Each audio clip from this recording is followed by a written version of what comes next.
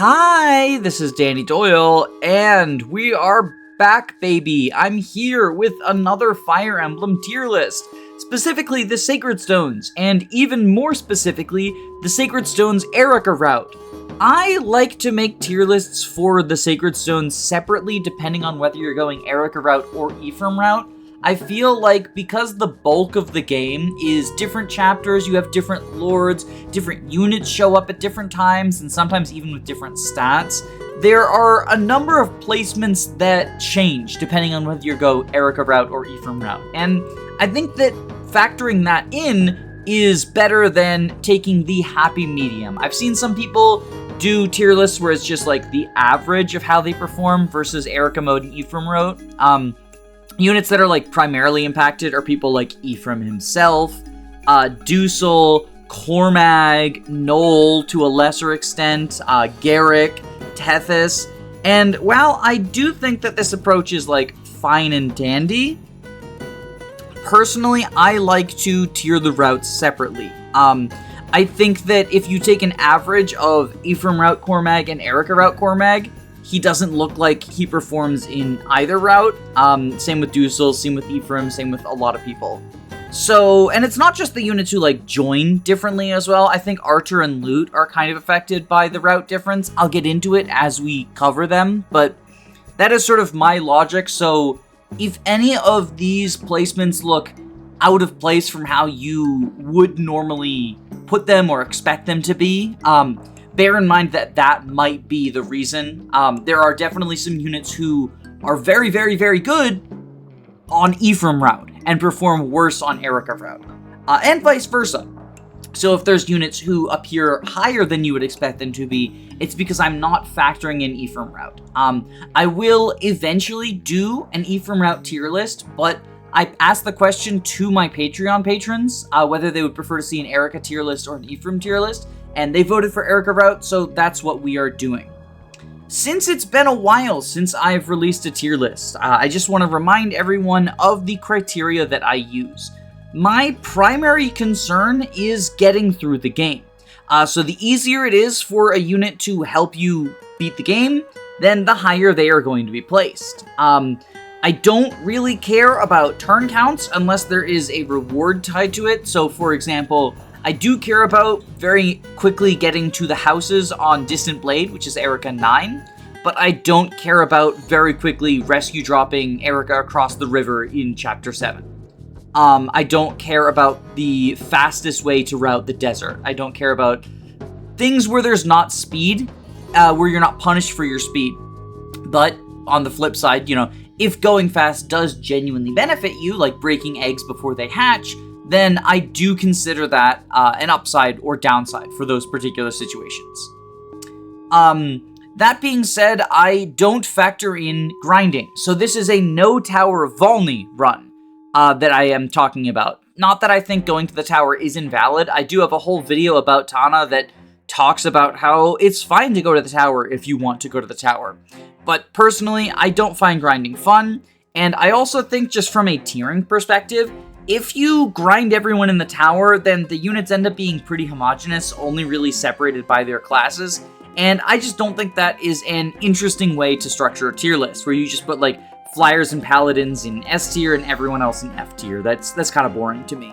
If you are interested in a more in-depth breakdown, there is a video linked below where I go over a lot of more specifics, such as how I factor in availability, the reasons that I discount grinding, the ways in which I evaluate, potential averages, growths, and what counts as infinite grinding, what counts as exploits, etc., etc. One thing that I do want to go over is the Sacred Stones early game, because it's weird and it kind of impacts availability. So in the Sacred Stones early game, it's basically just a extended tutorial, at least for the first 5 chapters, but I would argue chapters 6 and, probably chapters 1 through 6 are basically tutorial. 7 can be a little bit tricky, 6 can be tricky, especially for newcomers to the series, and then 8 is where it full-on feels like it's actually a Fire Emblem game. Sacred Stones is never difficult, but there's a difference between, like, Chapter 8 is a pretty easy game, but it still feels like a real chapter, whereas Chapter 2 is a tutorial on rescue dropping. Chapter 3 is a tutorial on how thief mechanics work. I do give a tiny bit of credit for the work that units do on these maps, but in general, I'm not going to be penalizing harshly for missing them. So, for example, Ephraim, Forde, and Kyle are not available for basically all of chapters prologue through 7, but then a good portion of chapter 8, they're not there as well. Like, they're in their own little side story on the left-hand side. And personally, I don't penalize them for missing these chapters, simply because, like, those chapters are easy. They're a combination of tutorial and training. Franz, Vanessa, Ross if you want to use him, Naomi if you want to meme, Artur, Lute. There's units who benefit from the training of those maps because the enemies are easy enough that they can sort of start getting the ball rolling. And it's nice to have that experience training availability, but I'm not going to penalize units who miss those chapters just for not being able to contribute in them, if that makes sense.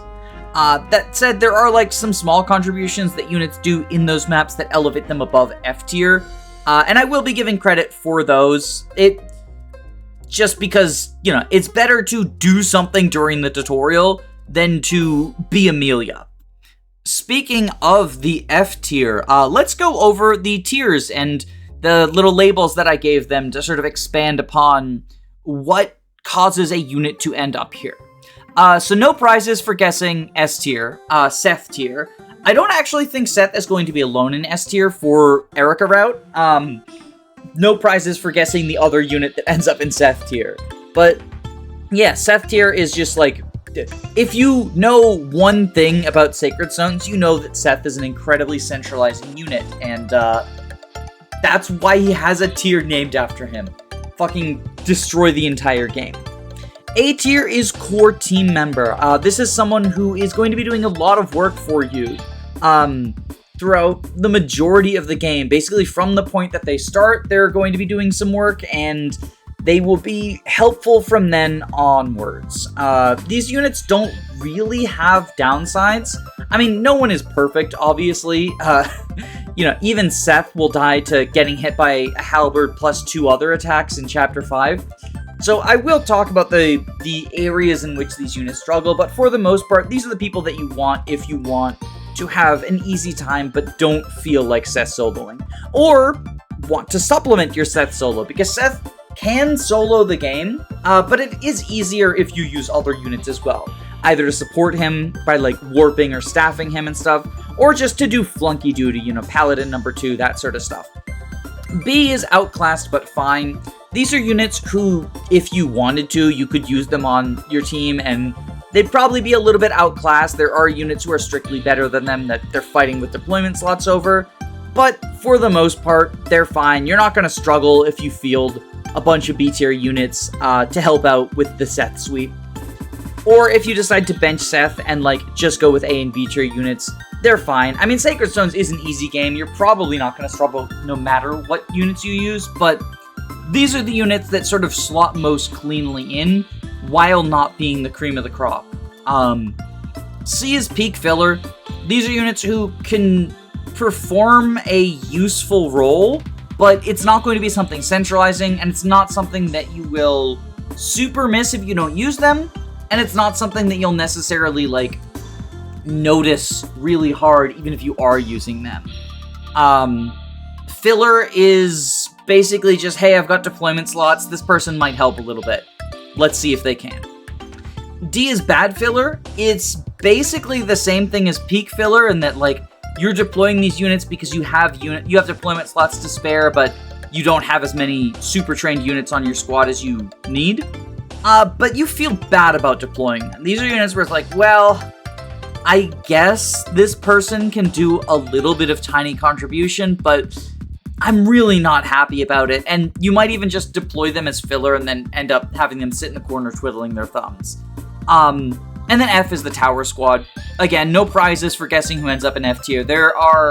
Sacred Stone's cast is really not that balanced, and the Tower Squad, they're fine. you don't even need to bring them to the tower. I feel like I've used every single one of these units without bringing them to the tower. I know I've used Amelia and Marissa in playthroughs without bringing them to the tower. But, yeah, no one genuinely needs the tower, but the Tower of Olney was clearly in mind when designing some of Sacred Stones' units. And those are the units that are going to end up in F tier. Okay, first on the chopping block is Eirika. And I love Eirika, but she is in contention for the worst lord in the series. I don't think she is. I think Lyn is worse. I think FE11 Marth is worse.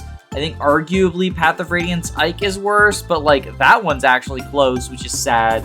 But Eirika's pretty bad. Her base stats, 4 strength, 9 speed. She actually, like, ironically, despite speed being one of the areas where she's at her best, it's her highest non-HP stat.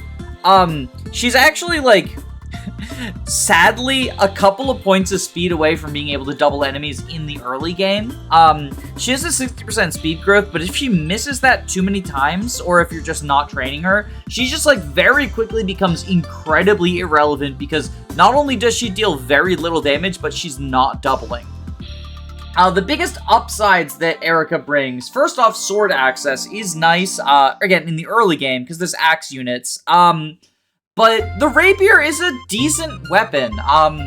It sucks that it's going to be at weapon triangle disadvantage against armor knights and, cavaliers, or at the very least, neutral against them, but it's still, you know, it's 3S effectiveness, it's decently accurate, it's just, like, it's not strong enough to make up for her other detriments. And her growth rates are, like, exceedingly average. 40% strength, 60% speed, 30% defense is actually pretty bad. 30% res is actually pretty bad. It's mostly just, like, her strength and speed. Like, she's supposed to be a fast...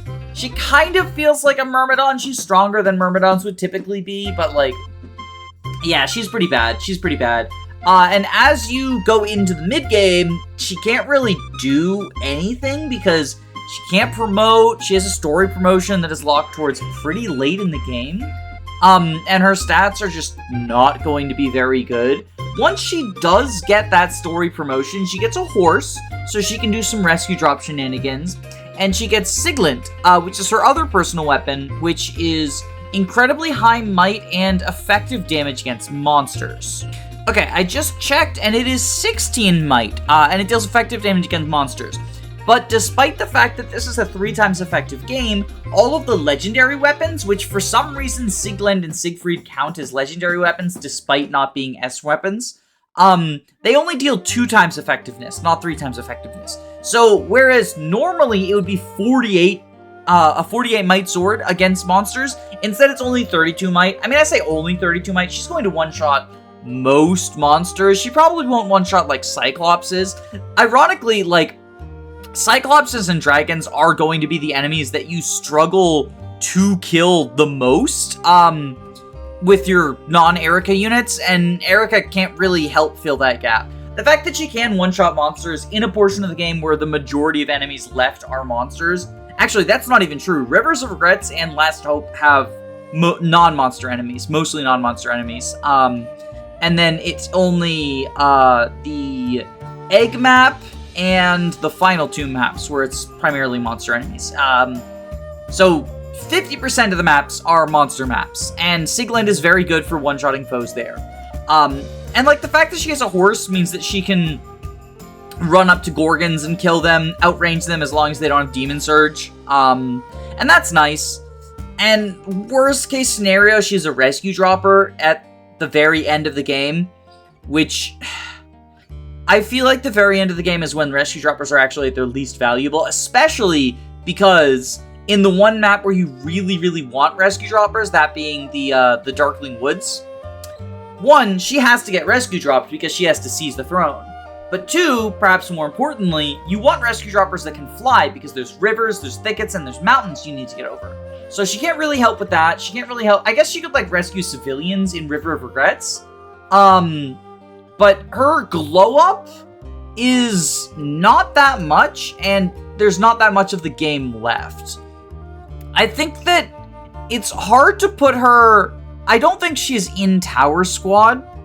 She's, like, on the edge of it, but I don't think she's so bad. Like, she can do some stuff in the early game, filler combat with the rapier, like, the effectiveness, yes, it's weapon triangle disadvantage, so it loses might, but it's still, like, it's fine. And then, like, eventually becoming the world's worst rescue dropper and the world's worst, like, monster killer. I will edge her out to bad filler.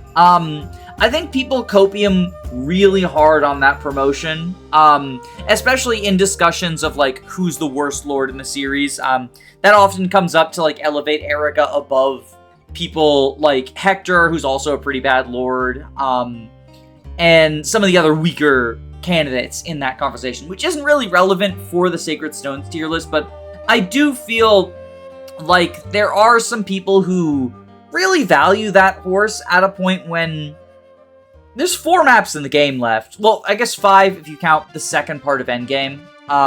No, Endgame is...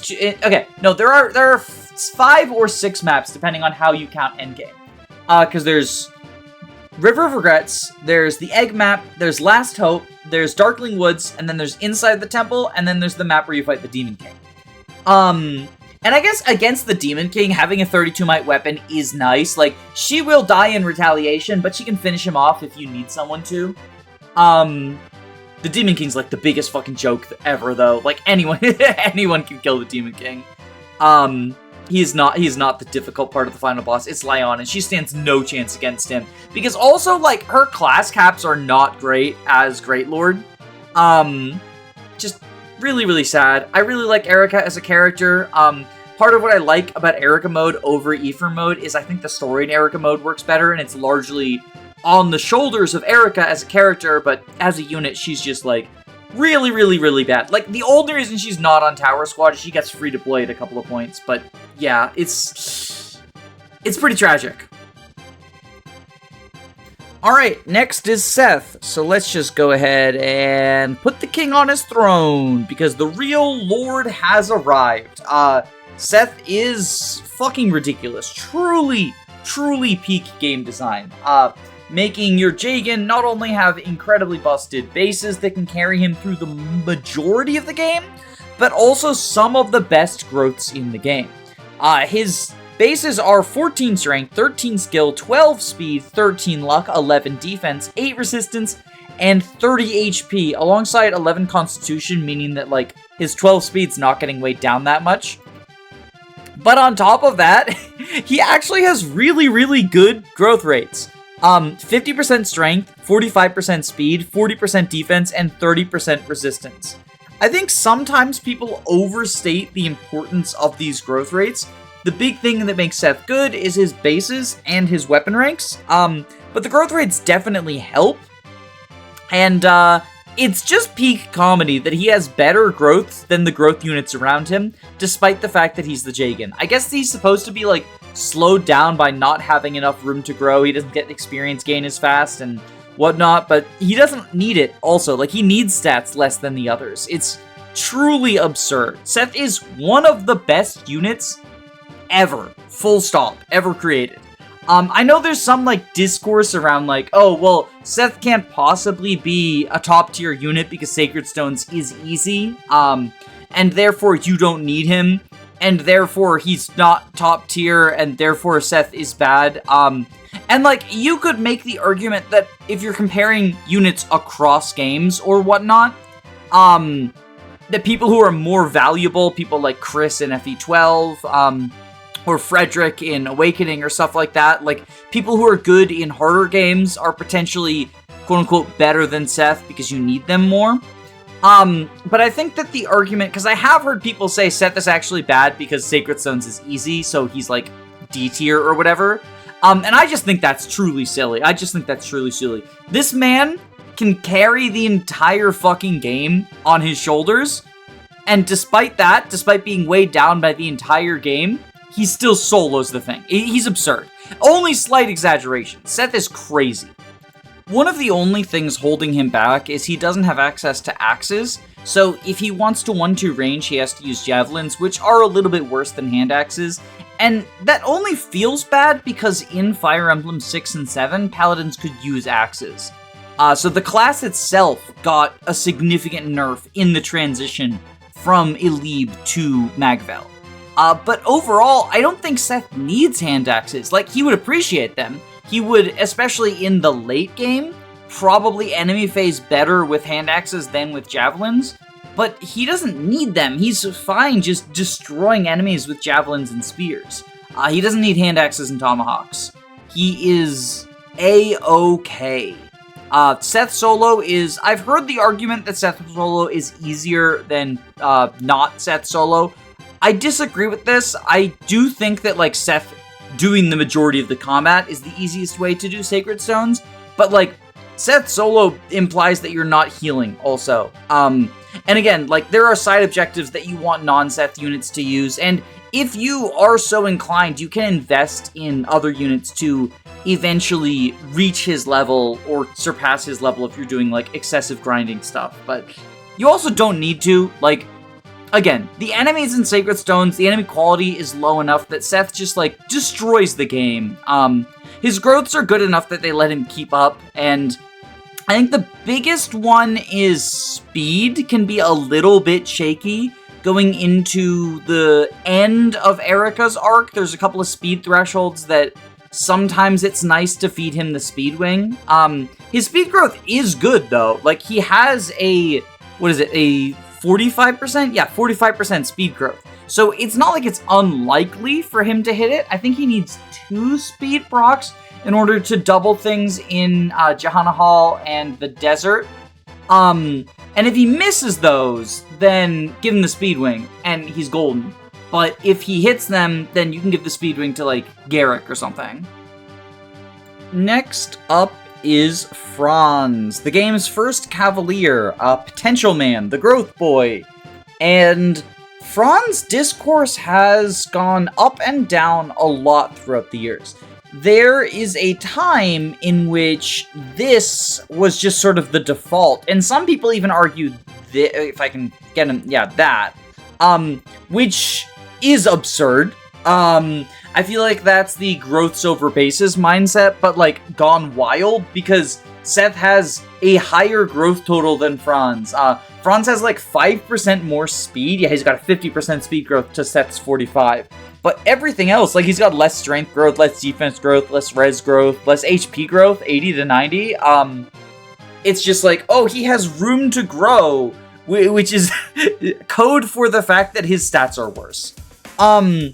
That being said, like, I do know that the common consensus for a while was Franz is just Seth number 2. He's Seth Jr.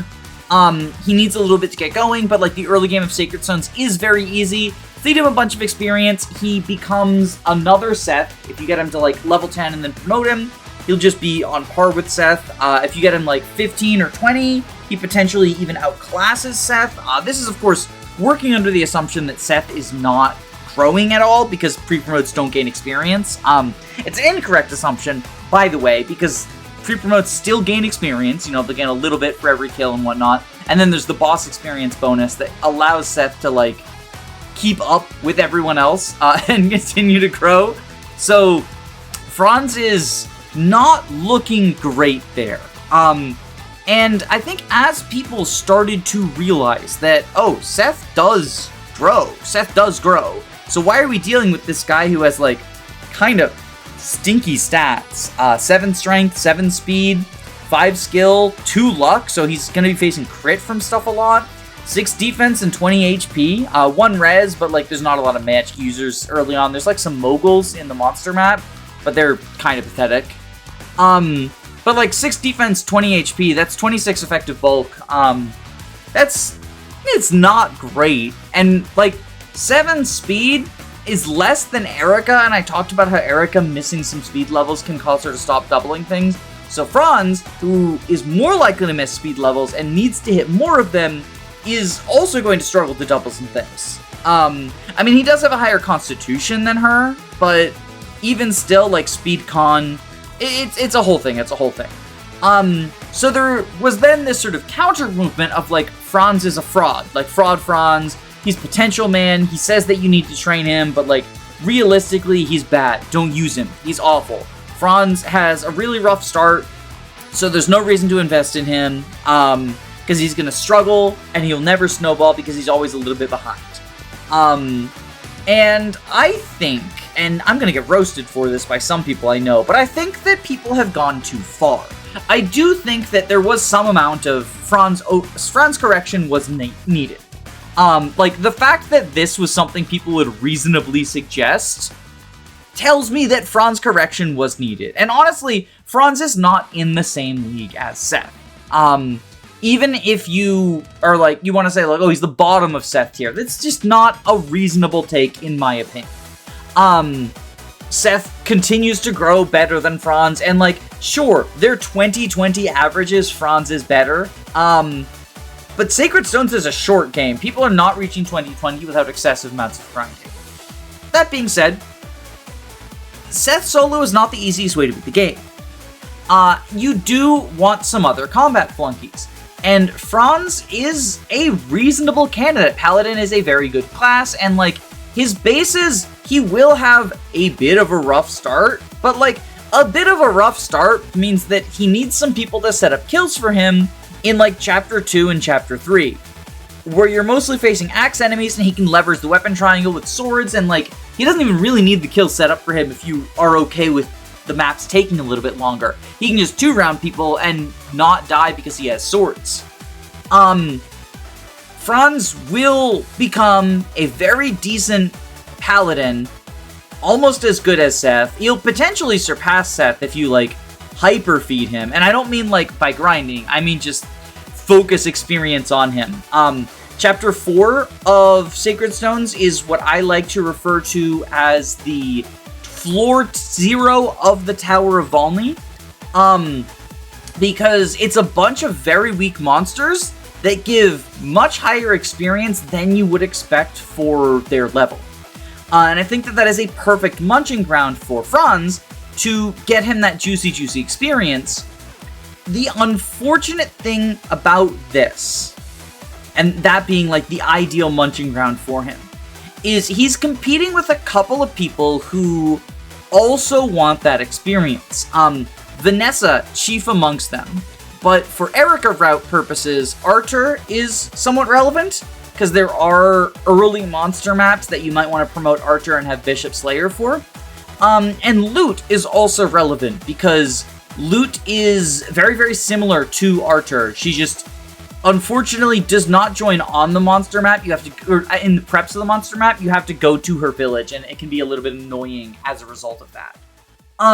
And so Franz competing with these units who all make decent cases for that monster experience is a little bit rough for him. Vanessa is the biggest one, but Artur and Lute, like, it's always nice to have a promoted mage, but especially in Sacred Stones, where Artur gets Bishop, so he gets Slayer and he gets C-rank staves, and then Lute gets Mage Knight, which is D-rank staves, and a horse. So they both have things that they bring to the table that, like, I mean, Franz gets stuff out of promotion as well, but getting Slayer or going from infantry to cavalry are much bigger gains than just getting better stats and not even a new weapon type. So Franz is like, and you know, obviously flyer over cav. Franz does struggle to justify getting that experience. There is also the case of like Ross exists at that point, and while Ross is a worse target for experience than Franz, I think that he's more fun, and that has affected, that causes people to sort of like leave Franz in the dust, because like Ross's numbers go up. He gains experience so fast because he's a trainee. And I'm not going to factor that in as a point against Franz, but it is something worth acknowledging, because I do think that it contributed to the Franzder, as I'm going to call it, Franz slander. I think all in all, Franz is, well, I guess I should say, the advantage he has over Vanessa and Lute and Artur is that he can gain experience fairly easily on chapters 2 and 3, whereas like Vanessa's facing weapon triangle disadvantage and like the mages don't exist. So that's kind of Franz's stomping ground. It's just not quite to the extreme that the monster maps are. It's definitely possible to, like, train both of them and a mage. With all of that being said, I think the potential to be a very powerful paladin, at some but little opportunity cost, definitely cements Franz as a member of A tier. I think he's a core team member. I think that he is one of the better early investment projects, and I think that it was justified to have some pushback on Franz being overrated, but I think that I've seen him compared to some, like, units with really pathetic starts. Anyone who's familiar with Two Milkmen Go Comedy, the ROM hack, he's been compared to Stefan pretty frequently, and, like, that is laughable because Franz is going to quote-unquote struggle for 2 maps, and by struggle, he's not 1 rounding, he's like 2 rounding or 3 rounding, but he has weapon triangle, so there's like very little chance of him dying. And that is what counts as struggling these days. Franz is still good. Like, Franz is still very good. Core member of your team, you should use him unless you don't want to. If you don't like him, if you think his face looks funny and you want to punch it, then don't use him. But stop saying he's bad. He's not. He's good. Instead, focus that hatred onto Gilliam. Gilliam joins alongside Franz, and he's fighting over a Night Crest with him. But my poor man is never getting that Night Crest. Yeah. In a game with multiple good Cavaliers, all of whom want Night Crests, which can be somewhat in demand. Because especially on Eirika route, you don't get a second Night Crest for quite some time. I believe the first Night Crest is in Chapter 7. But the second Night Crest shows up in, I want to say, Chapter 14? Yeah, so I just checked, and the second Night Crest on Eirika route is dropped by Ias. So you're only promoting 1 Night Crest user for the majority of the game. Chapter 14 is right before Gehenna Hall. And there are only 1, 2, 3, 4, 5, 6, 7, 8 maps after that. So it's about halfway through the game. It's more than halfway through the game, but, like, Eirika's introduction is not really a real part of the game, in my mind. It's like 2/3 of the way through the game, but, like, it feels like halfway through the game, because the first 8 chapters are kind of a tutorial. But they will tutorialize you on movement being good. Gilliam only having 4 movement means that he's constantly going to be falling behind the rest of your squad.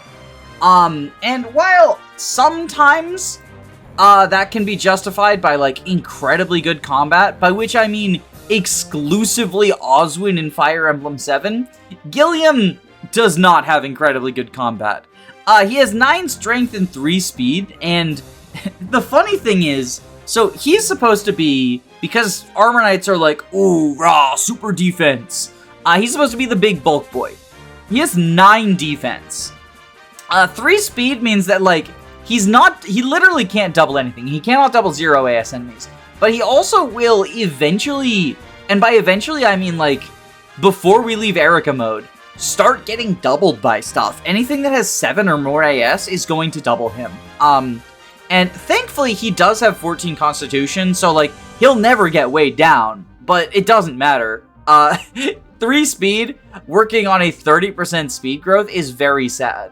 9 defense on a 55% growth. For context, Franz, who people dunk on for, like, oh, he's not gonna, like, stand up to a bunch of punishment, he has 3 less defense and 25% defense growth, so 5 less growth. Gilliam does not have anything to offer you. He's also stuck on lances, so, like, for those first 2 maps where you might want someone to set up kills for Franz or Vanessa, Gilliam isn't reliable at doing that because he's at weapon triangle disadvantage against all of the axe users, and his skill is fucking 6. Sacred Stones is a game where, like, I almost never think about hit rates, but Gilliam will consistently miss during those first couple of chapters. And then you get to the point where it's like, okay, now we're on the monster map and I'm allowed to undeploy people. Fastest undeploy of my fucking life.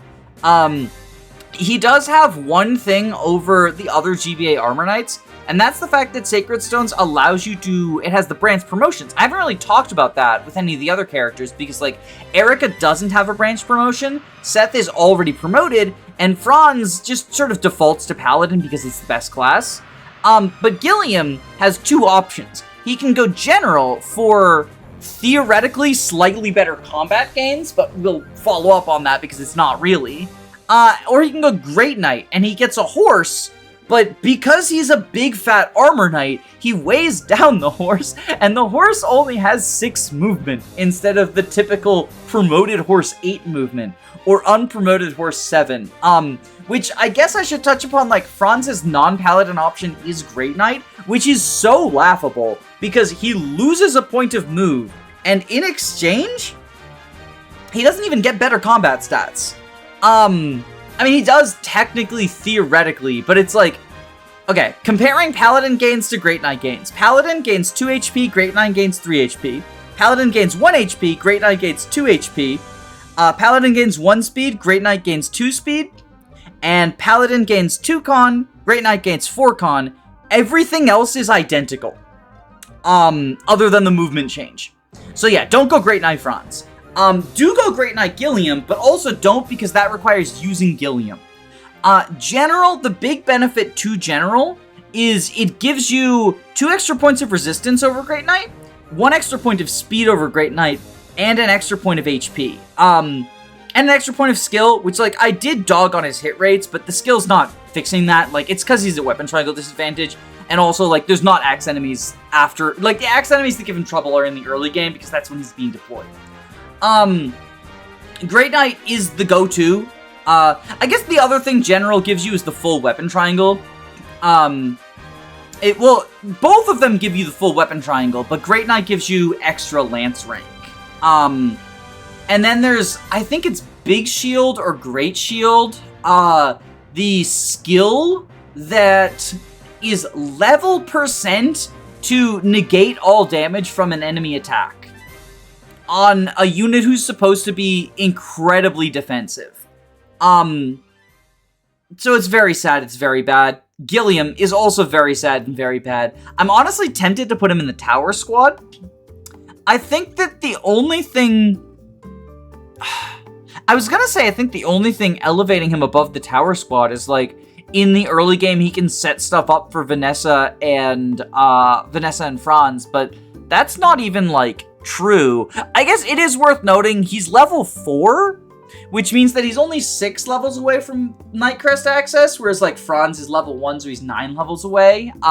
If you want to use the Chapter 7 Knight's Crest before getting Forde and Kyle back, like, they're the two who would be fighting over it. But, like, that's such a one-sided fight that, like, Franz is really fighting over it with Ephraim's caps.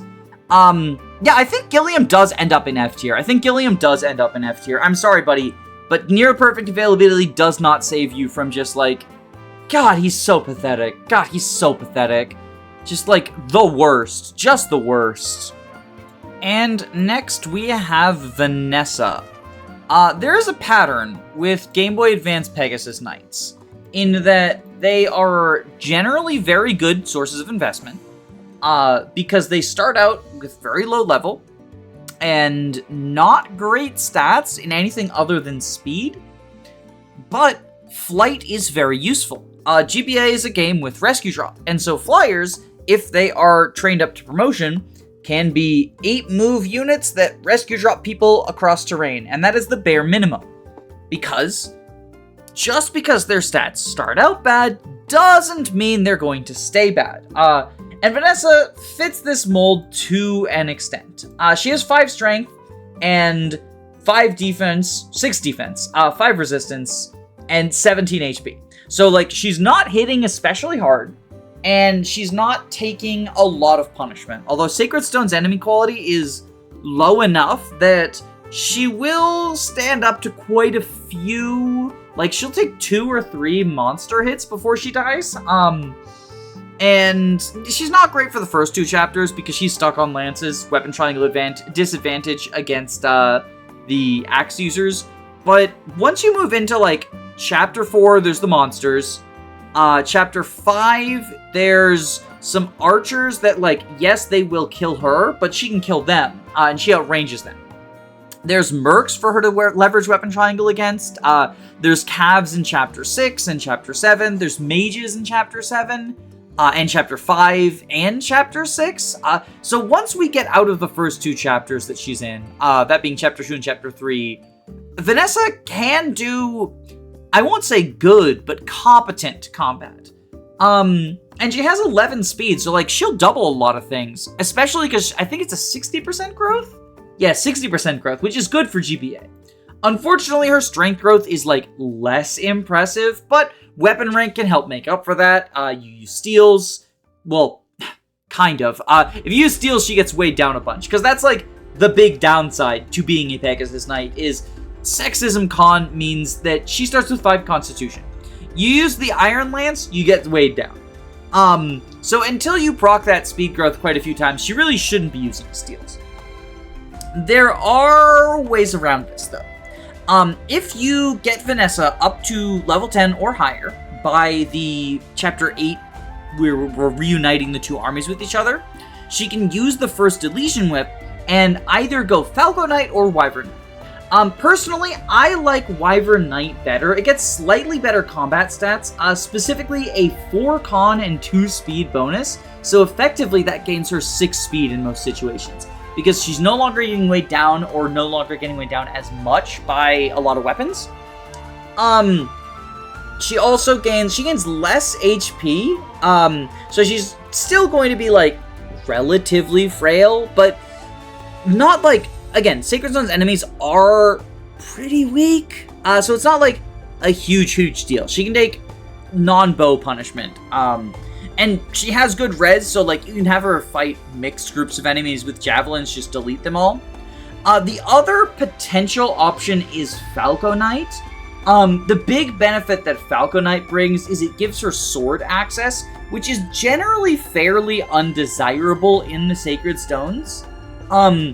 But the big appeal to sword access on Vanessa specifically is Chapter 9 there's 2 houses that you need to save in order to get, I believe it is an energy drop as your reward. One of them has a rapier in it, and that one is across the water from your starting point, and there's a bunch of pirates on the water that will beeline for the fortress. Vanessa and Tana are your only flyers at that point, and Tana just joined, and she's too low level to promote. So if you promote Vanessa to Falco specifically, she can leverage weapon triangle advantage over those pirates, and she actually does quite good combat against them, even if she hasn't gotten especially lucky on her stat procs, just because weapon triangle, the promotion bonuses are nice, and they are pirates. They're not the greatest enemies in the world. And at the very least, she can keep them busy and sort of dodge by leveraging weapon triangle and her high speed. And pirates like low skill and axes low hit. And yeah, the other option, of course, is just to have her or Tana ferry a paladin over to the other side of the water. That can be dangerous because, like, then a lot of enemies will swarm that one unit, and, like, you have to position her to be able to rescue them out, and it can be annoying. There's some archers guarding that house, so her going on her own can be annoying. It's very manageable. Like, you can do it with just Tana, but Vanessa makes it a lot easier. And I do think that both Wyvern and Falco Vanessa can make that section easier. I didn't talk about it. Wyvern does get Pierce as well. I guess I should mention that. Back in the day, that was hyped up as the reason that Wyvern was good, because, like, oh my god, Pierce it's basically Luna from the modern Fire Emblem games. It, like, removes the enemy's defense. I think it removes it. Does it remove it or cut it in half? Let me check. It will... Yeah, it removes the defense entirely. So, it is strong, but it's a proc skill. You know me, I'm not a fan of proc skills because I like reliability. But yeah, I do think that the constitution that you gain from Wyvern is better than the very niche use of swords, because after that, swords aren't really useful for Vanessa. I guess if you want Vanessa to specifically be a rescue bot, she has 15 aid unpromoted, and if you promote her to Wyvern, she goes down to 11 aid. But if you promote her to Falco, she goes down to 14 aid instead. Let me check if there's any thresholds that meets. Okay, so how it works out is for heavy characters, Vanessa can never carry Dozla. She can, if she's unpromoted, she can carry Hero, Garrick, or Dusel. And if she is promoted to Falco, she can carry Ranger Garrick, and unpromoted Garrick. But she cannot carry Hero Garrick. So basically the only rescuing gain is Ranger Garrick specifically, and I don't think Ranger Garrick is all that good. So Falco Knight Vanessa, not really, she doesn't really have any sauce. She's just sort of, it's just the swords. It's just the swords for Chapter 9. And personally, I prefer Wyvern because of that. Just because there are other ways to handle the Chapter 9 pirates. With all that being said, like, First Flyer is good, especially if you're willing to invest in her. I think she's better than Franz. I'm flyer pilled, I know, but I do think that Vanessa is better than Franz. It's also not hard to train her in the non-monster chapters. It's a little bit harder than Franz, because, like, Franz can leverage. There are axe users in basically every map. Whereas, like, Vanessa has to be more selective with what enemies she fights, and she can't stay in range of archers, and she's, like, a little bit frailer than him, and she's not going to snowball as quickly, but to exchange for it, she does have flight, and she does become a Wyvern, and once she's a Wyvern, she's just like, yeah, we're good. We're good here. One thing that is worth noting is, in Casual Jacob's Sabotage run that I currently, like, sabotage the ROM on, Vanessa functionally has 0% growths, and she is still doing incredibly well in Chapter fucking 18. So, like, if that doesn't sell you on the fact that Vanessa just needs a couple of levels of stuff and promotion bonuses to be functional, I'm not sure how to sell you on it, but that is kind of what I'm trying to say, is Vanessa is good. And yeah, her growths are, like, they're fine. Speed is the great one, and the other ones are just, like, serviceable, but, like, serviceable growths are enough on a flyer. Especially because, like, again, this is a game where you have Seth. He's going to be carrying the hardest parts of the game for you. You can have your core team members be a little bit weaker than normal, just because, like, they mostly do, like, other stuff that's not Seth stuff. Next up is Molder. There's a saying in the Fire Emblem community, staff bot out of 10, and typically the idea is whoever your first staffer is, they're always going to get some amount of credit for the fact that you want some healing on your team, and in the early game, you probably have enough slots for them, even when you start having to undeploy people for them.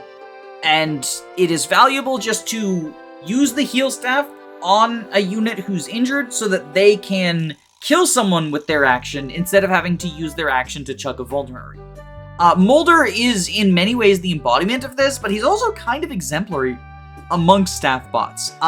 Usually your early game staff bot starts with, like, D rank staffs or sometimes even E, and fairly middling magic, both in terms of bases and growths. But the trade-off is just, you don't have anyone better. So they're good for a little bit, and you eventually bench them when you, like, promote your mages in order to get them stabs, or, like, if you recruit pre-promotes.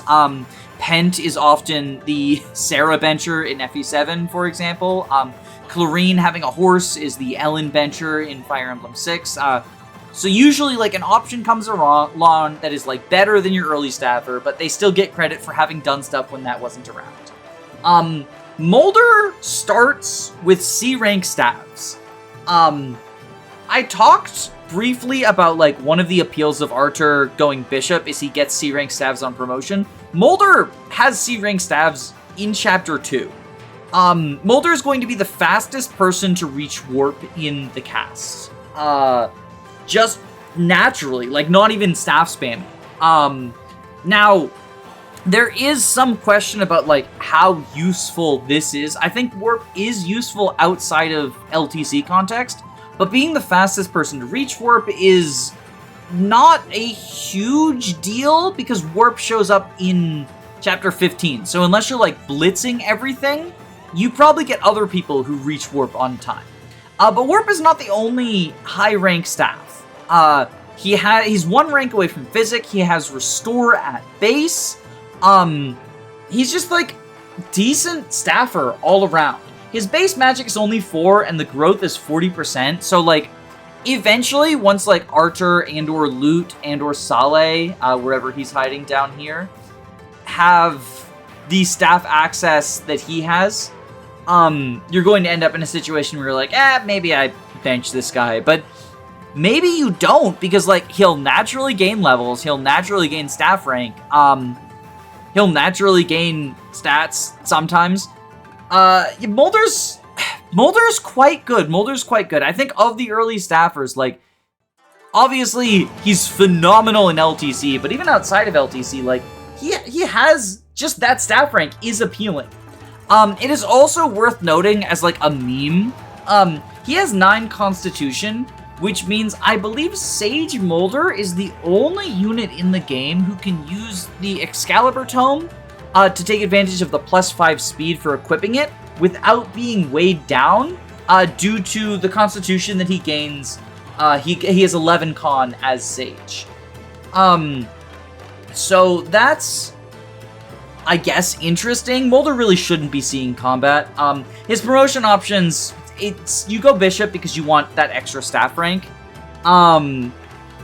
Yeah, you go Bishop because you want that extra staff rank. I guess Sage technically has a higher magic cap, but, like, he's not hitting Bishop caps. It's fine. I think with all of that, I was thinking about putting him in B tier, but I honestly think Mulder is probably an A tier unit. It's really weird to put the early staffer in A tier, but I think the early game staffing credit goes a long way. Not that, like, the early game, the healing is, like, huge, but it's just the fact that he's naturally building all of that and just gets to the point where, like, you probably don't give him the first guiding ring, but there's a decent chance you give him the second one. And then he can just sort of do, like, a filler role, and also be a staffer and have really high staff rank. Yeah, it sucks that he's male because he can't go Valkyrie, which would give him a horse.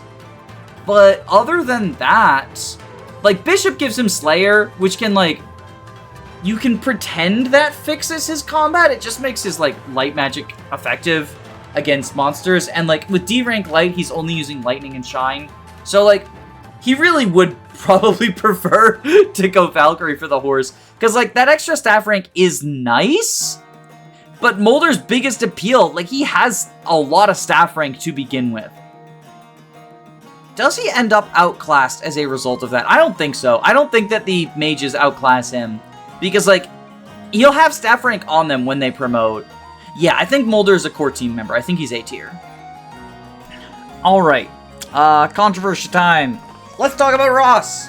Ross is the first of the game's 3 trainees, and he's pretty definitively the best of them, but just because he joins earliest. I made a poll recently about, like, the 3 trainees and if they all joined at the same time, who would be the best, and Ewan would definitely be the best, but I think both Ross and Amelia would be roughly equal to each other. Of course, that's, like, a fantasy world, because realistically, Ross joins earliest. Ross joins at the time where enemies they're better than him, but, like, not much better than him, actually. He can compete against them after only a couple of levels. His base stats are very sad. 5 strength, 3 speed, so the same as Gilliam. 3 defense, 8 luck, 0 resistance, but there's not many magical enemies in the early game, just like those moguls and mages in chapters 4 and 5. And 8 constitution, which is like not great when you're using axes, the heaviest weapon type in the game. He starts with a hatchet in his inventory that can like counteract this to a degree, but he's never gonna like crawl out of that speed hole. With a 3 base and a 30% growth, Ross, even if you train him, is going to be quite slow. On promotion, he has the option to either go pirate or fighter. If you go pirate, he gets a point of speed. That is the only thing that matters, so you go pirate. He also gets water walking out of pirate, which, like, the big benefit is Chapter 9. I talked about how Vanessa's promotion can make Chapter 9 easier dealing with those pirates, and Ross promoting to pirate is another way to approach that. His movement is much less free than hers, because while he can water walk, he's restricted to, I think it's 2 movement, 2 tiles per turn. So, oftentimes he needs help from one of the flyers to fully distract the pirates from the houses. But he, in combination with Tana or Vanessa or both, can be quite handy at taking them on, which is the big water walking moment for him on Eirika route. There is an LTC strategy that uses his water walking to increase reliability of the Chapter 7 2-turn, but that's not here nor there for this tier list. The big thing about Ross is, like, he demands a lot of experience, and the payoff is not very good. You can either go Hero, Warrior, or Berserker. You should probably go Berserker because of the benefits of Pirate, which is like the middle stage for either Berserker or Warrior. Pirate gains 1 speed, and Berserker gains 1 speed. On the flip side, if you go Fighter, then you gain 2 speed as a hero, but Ross is really speed-starved. So he wants that 1 speed as soon as he can get it, and he gets 0 for going Fighter. There's also, like, Hyper Journeyman, which is a meme. It gets, like, a crit bonus if you go all the way to the top, but it's not good. It's not good. But yeah, the biggest downside to Ross is that if you invest in him, he just becomes a worse version of his father, or a worse version of Dazla. Worst version of Dazla it's more of a side grade from Dazla. He has more speed, but not in a meaningful way, and all of the other stats are just equal. At 10-10-1, he has equal strength, on average. Equal strength, equal defense, just worse speed. Dazla's not a very good unit. Hyper-invested Ross isn't a very good unit. Now, you could go, like, the full trainee dream and go, like, 10-21, and then he's going to be looking better than Dazla. But that's a lot of experience that you're feeding Ross. And, like, he does have the hatchet to help him, but it's important to remember the hatchet's not his PRF. You can hand it to Garcia if you just want someone to make use of it for filler combat in the early game. Or you can put it in the convoy and save it for when, like, Dusel joins, or Garrick Hero joins, and they'll make use of it as well. Although Garrick and Dusel don't really need the con offset thing, it's just, like, it's more accurate than hand axes, and there's some enemies where that accuracy might be relevant. I think the best user of the hatchet is Ross, but it's not necessarily his property, and if you're not using him, you can just give it to someone else. I think ultimately, I guess I should elaborate on the Ross-Garcia comparison, because whenever I mention that he ends up as a worse version of his father, people pull up the fact that, like, if you give him 10 levels and give Garcia nothing, then he'll have slightly better stats than Garcia. And while he does gain experience faster than Garcia, it's not to the extent that Ross will promote before Garcia gets a single level. If you feed the same enemies to Garcia that you had fed to Ross, Garcia will keep pace and constantly be ahead of his son. So that is what I mean when I say he ends up as a worse version than his father, is that you invest experience in him, and that same experience invested in Garcia would have just created a better fighter. Now, the upside of water walking might be enough to sway you into investing in Ross, and that is, like, valid, but it doesn't bring him out of... Is he bad filler? If Gilliam is Tower Squad, Is Ross Tower Squad? I don't think so. I think Ross is better than Gilliam. Gilliam is truly tragic. Because Ross does have that, like, potential dog in him, right? The water walking in Chapter 9 is enough of a reason to, like, invest in him. You know, realistically, Vanessa and Tana can handle things on their own. But, like, he will give you a slight payoff for investment. Whereas, like, the payoff for Gilliam is stealing Franz's Nightcrest. That's not very good at all. I talked about him being better than his son, but just how good is Garcia? Not very good. He's an axe fighter, and he has better bases than Ross, but marginally worse growths. And the trade-off ends up being that he'll gain strength, but not much else. So he has 28 HP, 8 strength, 7 skill, 7 speed, 3 luck, 5 defense, and 1 resistance. His 14 constitution is nice because it means that he won't get weighed down by heavy axes. And he needs that because much like Ross, Garcia has a speed deficit. It runs in the family. 7 base speed with 20% growth is quite bad. 7 speed is what, I believe that's what Franz starts with. And Franz is just teetering on the edge of being able to double things. And Franz has a good enough speed growth at 50% to keep up and continue to double things, or double some things that he wouldn't otherwise. Garcia's 20% means that he's just going to fall further and further and further behind. It basically necessitates the hero promotion, because he gets 2 speed out of that. Which is good, because, like, swords versus bows, the eternal debate in FE8, which one is worse, they're both not great. He's going to be using axes no matter what. But, yeah, Garcia is not really a good long-term unit. I guess you could use him for, like, some filler combat, which probably gives away which tier I'm going to put him into, one of the filler tiers. But the biggest draw of Garcia is 8 strength, 7 speed, and axe access, specifically iron and steel axes, can let him set up kills for Vanessa and Franz semi-reliably. I say semi-reliably because 7 skill and axes means that he's not going to have perfect accuracy, but it's going to be good enough.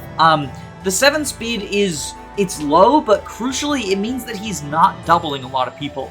And the problem that Seth runs into is he can't set up kills even using weaker weapons because he doubles in 1 rounds. So if you want to train Franz and Vanessa, you need someone else to set up kills, and Garcia's kind of the best candidate. Gilliam can also do it, I guess, because 3 speed means he extra Neville doubles, but, like, he's got 4 movement, so he struggles to keep up, and since he can't keep up, he can't see combat, and since he can't see combat, he can't set up kills. That is the big appeal of Garcia. If you do want to use him long-term, he can be, like, a hero flunky, and he'll be, like, kind of peak filler, which is probably where he's going to end up, because he's either peak filler long-term, or no investment sets up some kills for your training projects. I do think that if you want to use an axe unit long-term, like one of the growth axe units, Garcia is the better candidate, but I always use Ross because he's more fun. And you could make an argument that the Chapter 9 water walking stuff that Ross does is better than any long-term Garcia stuff. I don't think it is, mostly because Vanessa and Tana just have that handled on their own. I offhandedly mentioned that bows versus swords is sort of the debate of which weapon is worth, which might give you an idea of what tier Naomi ends up in. While theoretically, accurate bow chip, she might be able to help set up kills for Vanessa and Franz, realistically, with that 4 strength, she's not. She can't enemy phase, she can't do anything that you want her to. Like, she's not going to be a carry because she can't enemy phase reliably because bow's low. She has terrible stats, so she's not going to be killing people even without facing counter. And Sacred Stone's enemies are of a very, very low caliber. But crucially, they're bad in a way that hurts Naomi the most. Because they're bad so that nobody, the advantage of archers like Walt and Virion is enemies are threatening, and so being able to chip so that someone else can kill and not being countered is good. But Naomi is not good enough to chip and set up kills for Vanessa and Franz, and enemies are not scary enough that you care about them countering Garcia. Or Gilliam, if you're using him to set up kills as well. And she's, like, again, 4 strength! 4 strength! It's so bad! You can copium and be like, well, she gets a horse on promotion, and, like, the Orion's Bolt is her property. But just sell it. Just sell it. Or, like, don't rescue the civilians from the spiders and laugh as they get eaten. But, like, not even having a personal promotion item that no one else wants but her, and getting a horse on promotion, can save her from the GBA Archer curse. GBA Archers are just, like, they're very, very sad. I mean, aside from Binding Blade, obviously. But, like, and I'm including Path of Radiance as GBA Archers, because Path of Radiance is just 3D GBA. Like, forget GameCube, it's 3D GBA. Naomi is worse than Gilliam. She is in the tower squad, but the tower doesn't save her. Colm, on the other hand, does have a bit of utility, because he is your first thief. And you can steal stuff. The big one is there's an energy ring in Chapter 7 that Colm can steal. But there's a couple of stat boosters. You can steal Amelia's speed wings if you want to do, like, there's an abuse strategy to duplicate them by stealing them. There are, I think there's a couple of gems that you can steal. That might not even be true. I know that there's, like, a goddess icon that you can steal at one point. The big thing is that, like, Sacred Stones doesn't have a lot of stealable items. Colm is the best way to open chests until you can buy chest keys. Because chest keys are buyable in this game, but only after Eirika and Ephraim split up. So the Chapter 8 chests are basically Colm exclusive, because there's a thief on that map, but he has glitched aggressive AI. So he'll never open the chests, even if you don't have any units in his range. He will just seek out your units and kill them instead of opening chests. It's really weird. It's really weird. So if you want to be able to open chests, you do need to use the lockpick with Colm, because you don't have chest keys at that time. There's one that you get in Chapter 2, the Colm join map, or Chapter 3, the Colm join map, and you can use it to get one of the treasures on Chapter 8, because it's a one-use chest key, if you're not using Colm, which is, like, really only relevant for drafts, because there's not a reason not to use Colm in Chapter 8. Notably, the Chapter 3 chests are, like, pathetic. It's like a hand axe, a javelin. No, I don't think it's a hand axe. It's like a javelin. I think there's an iron weapon in one of them. It's very funny. It's very stupid. It does not give him a good introduction at all. But the biggest thing that holds him back is he only has 11 speed. And because thieves need speed to steal in this game, unless you train him, he's not going to have the speed to steal mid-game stealables, let alone late-game stealables. And by train him, I mean in combat, because he doesn't gain enough experience doing thief stuff. So, like, in addition to not having a bunch of stealables, what few stealables there are, Colm often cannot steal, because 11 base speed is pathetic, and he, much like his girlfriend, has 4 strength, and he's got swords. So, like, it's bows versus swords moment again. The energy ring, I guess the question is, which units are worth less than an energy ring, an Elysian whip, an angelic robe? That's actually, the Elysian whip's actually big. The Elysian whip's actually big. That, you are riding on the coattails of the Chapter and Elysian whip, which you can save the chest key for. And, like, if you're doing a draft, this is sidebar, but if you're doing a draft and you don't have Colm for free for whatever reason, the Elysian Whip is probably the best item to get, unless you don't have a flyer, in which case, grab the Angelic Robe. There's one other promotion item as well. I can't remember what it is. But yeah, Colm, I think all of those items are worth more than Garcia. You are barely getting by based on the fact that we can't buy chest keys until after Chapter 8. You count your lucky stars, man. Count your lucky stars. Next up, we have a pair of units who I want to start talking about together before branching off into them separately. And that is Artur and Lute, because I think that these units are a lot more similar than people give them credit for.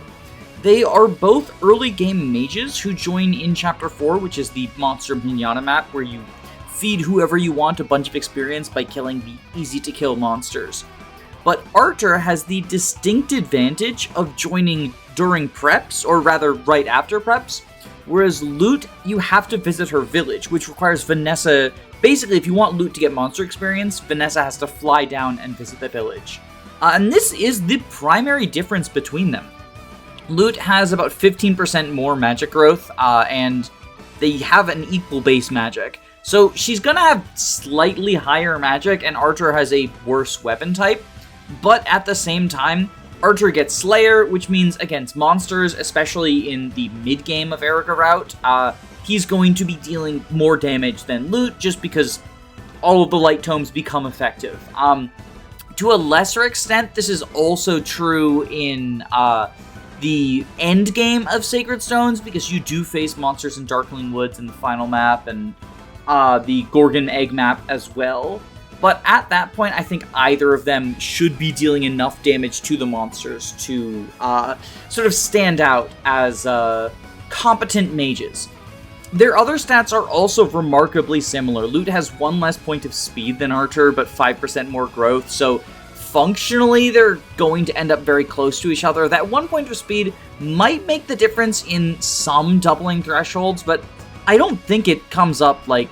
I struggle to think of a time that it comes up. I know that famously at 1010 as a bishop and 1010 as a mage knight, Artur with light has the same speed as Lute with Elfire. It is worth saying that like that 1 speed difference is slightly less than or it's slightly more than it appears on the surface, because Lute does have less constitution than Artur. He has 3 more con than her, and he uses a lighter weapon type. Lute will actually get weighed down by some tomes, which is kind of pathetic. But realistically, I don't think that there's too many doubling thresholds that he's meeting that she's not. That being said, they do have things that make them different from each other, aside from the minor statistical differences. And the big one, I've touched upon it, but Artur joins during the monster map, right at the start of it. So he can immediately start munching up that experience, and since the first promotion item you get is a guiding ring, you get at the end of Chapter 5, he can potentially promote, like, by Chapter 7? If you really want to grind him, you can maybe, like, promote him beginning of Chapter 6, but that feels like you go out of your way to be, like, feed Artur all of the experience. And it's also, like, I don't know how realistic it is, because you can't buy light tomes until Chapter 6, so there's a limitation to how much both he and Lute can grind in the monster map, just because you can't buy tomes until Chapter 5. But the biggest thing that makes them stand out from each other is they have different promotion paths. Both of them can go Sage, but neither want to. Artur wants to go Bishop. Bishop gives him access to Slayer, which I think people make a bigger deal of than it is, but for a few maps it is relevant. It'll help him hit some kill thresholds in the Eirika monster maps, and it will help him hit some kill thresholds in the endgame by making all of his weapons effective against monsters. Notably, Slayer is 3 times effective, but if you use the S-rank light tome, it's not called Hinoeuma, I think it's called Ivaldi. But since the S-ranks are always 2 times effective, that overrides Slayer, and so it'll be 2 times effective against monsters instead of 3 times effective. And the same is true of the S-rank bow, Nidhogg, against flyers. And that includes non-monster flyers. For some reason, S-rank is just 2 times effective in this game, no matter what. I'm not really sure what the Sacred Stones devs were cooking. But the bigger benefit of going Bishop is you get C-rank stabs. I talked about C-rank stabs being nice on Molder, and they are equally nice on Artur. Perhaps nicer on Artur, because he has a higher magic stat, so he's going to have a higher physic and warp range, and rescue, I guess. You get rescue so late, though. But more importantly, because Artur gets stabs on promotion, it's more difficult for him to hit warp by Chapter 15. It's not impossible, and it's not even really difficult unless you're going LTC pace.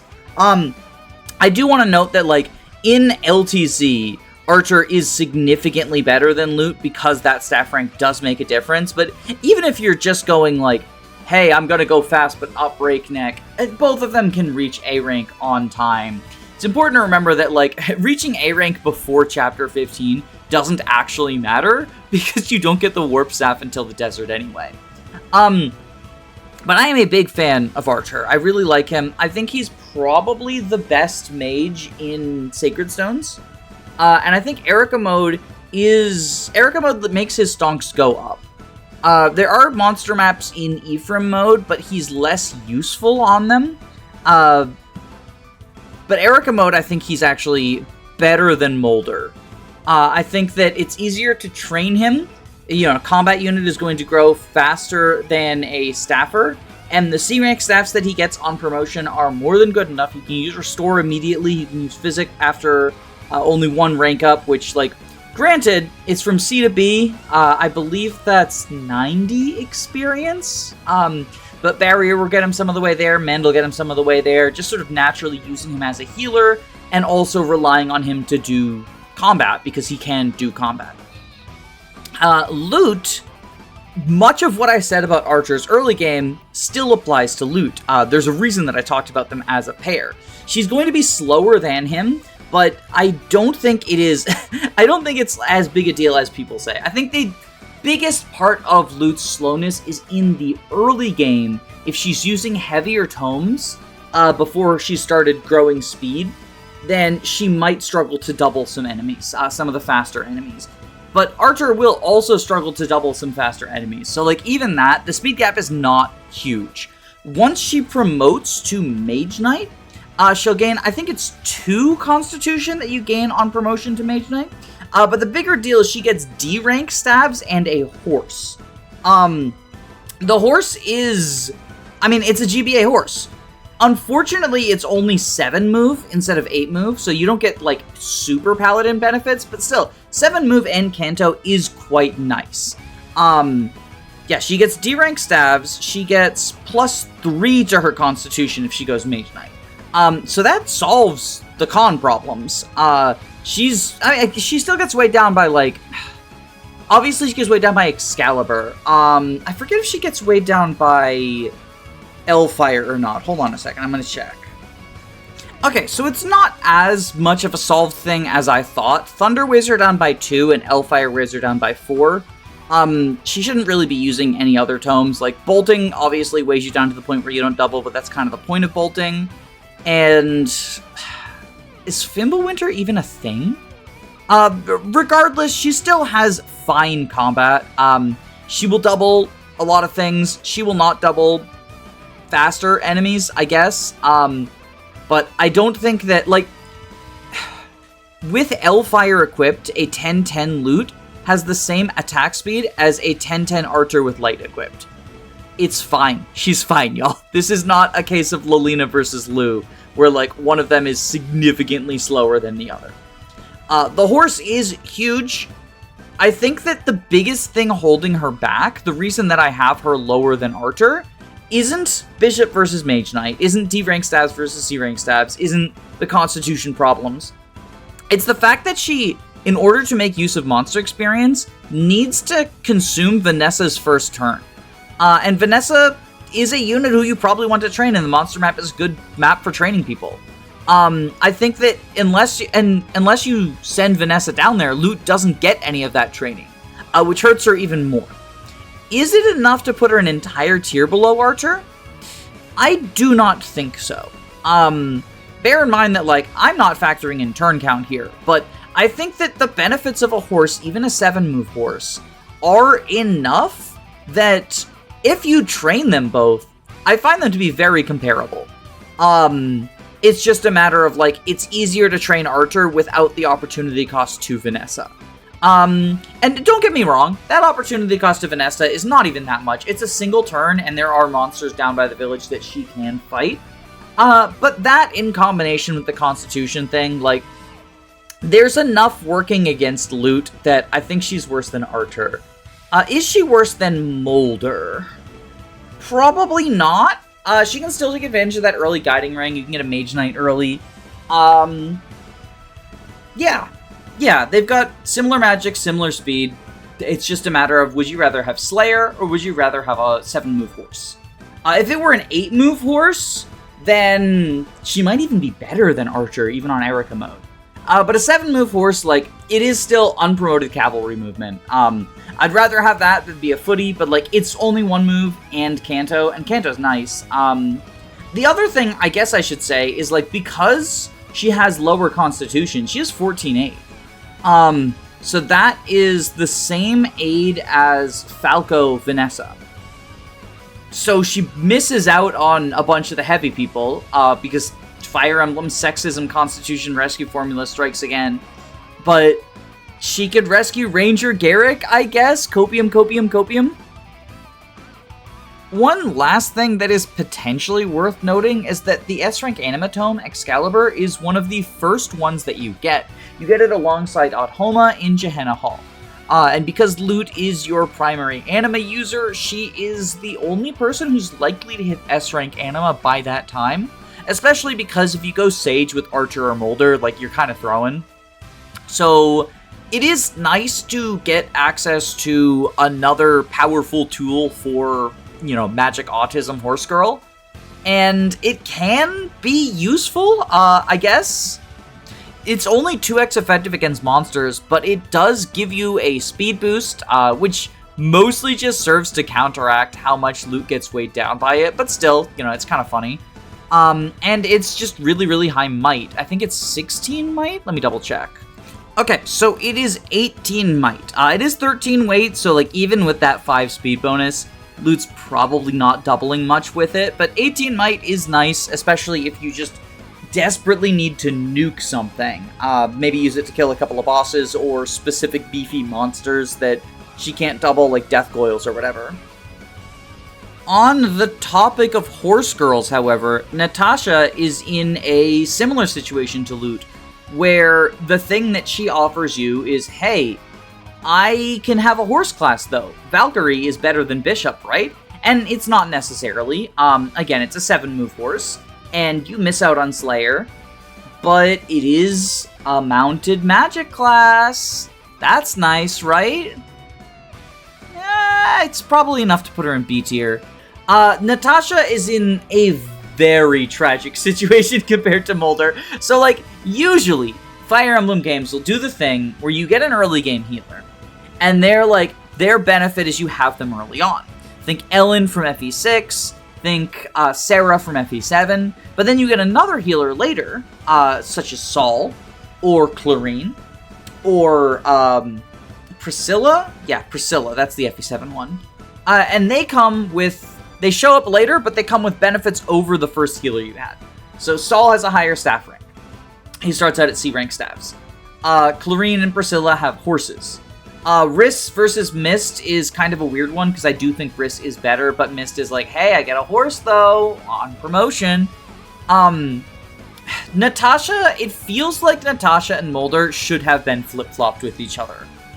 Natasha has lower magic, lower staff rank, joins later. The big benefit she offers is Valkyrie, but, like, unlike with Lute and Archer, there's enough meaningful downsides to Natasha that I do think she is strictly worse than Molder, even with that horse promotion that she offers.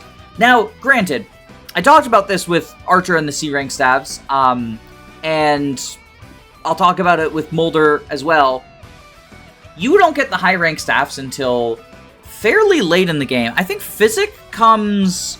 I know Physic is available in the secret shop in Gehenna Hall, but I don't know if there's an earlier one.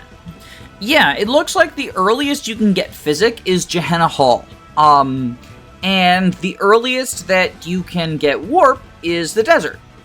So, like, as a result of that, the fact that Natasha has a lower staff rank, and this applies to Lute getting D on promotion as well, not as big a deal unless you are playing at a breakneck pace. If you're playing for turns, she ends up lower, but if you're just playing casually, like I tend to rank units on, it's not that hard to get Natasha to B rank by Physic, to A rank by Warp. And then you just get, you know, a magical horse girl with Warp and Physic, and that's nice.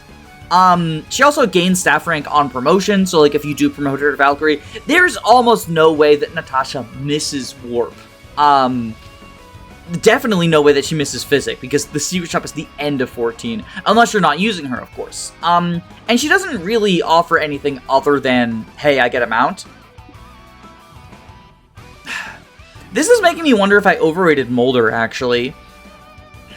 Maybe Molder goes down to B tier? Like, his high staff rank is the huge appeal, and I think the fact that he joins first and he is just best at healing is probably enough to get him. Either keep him in A tier at the very bottom of it, or put him at the top of B tier and maybe move Natasha down to peak filler. The thing is that Molder's not really outclassed by anyone, although arguably you could say the early Guiding Ring and Artur and Lute makes him outclassed by them. I think I'm fine with this as it stands. Just know that you're on thin ice, Molder. If Molder moves down, I do think Natasha moves down as well. I think she is pretty distinctly a tier below him, despite offering you a horse. But she's still fine. Like, she's still not bad. Next up is Joshua. And Myrmidons get a lot of flack because it's one of the worst classes in the game. You've got Knights, you've got Archers, and you've got Myrmidons, and they're sort of fighting in a competition over who is the worst class. And there's not really a definitive answer. And Eirika's just sitting over here like, thank God I have a unique class, so no one can say it's noble. But Joshua does his best to fight against these allegations. He has 8 strength and 14 speed, which is very good offensive combat. He also has C-rank swords, and he joins with the Killing Edge, which means that he's pretty good at one-rounding.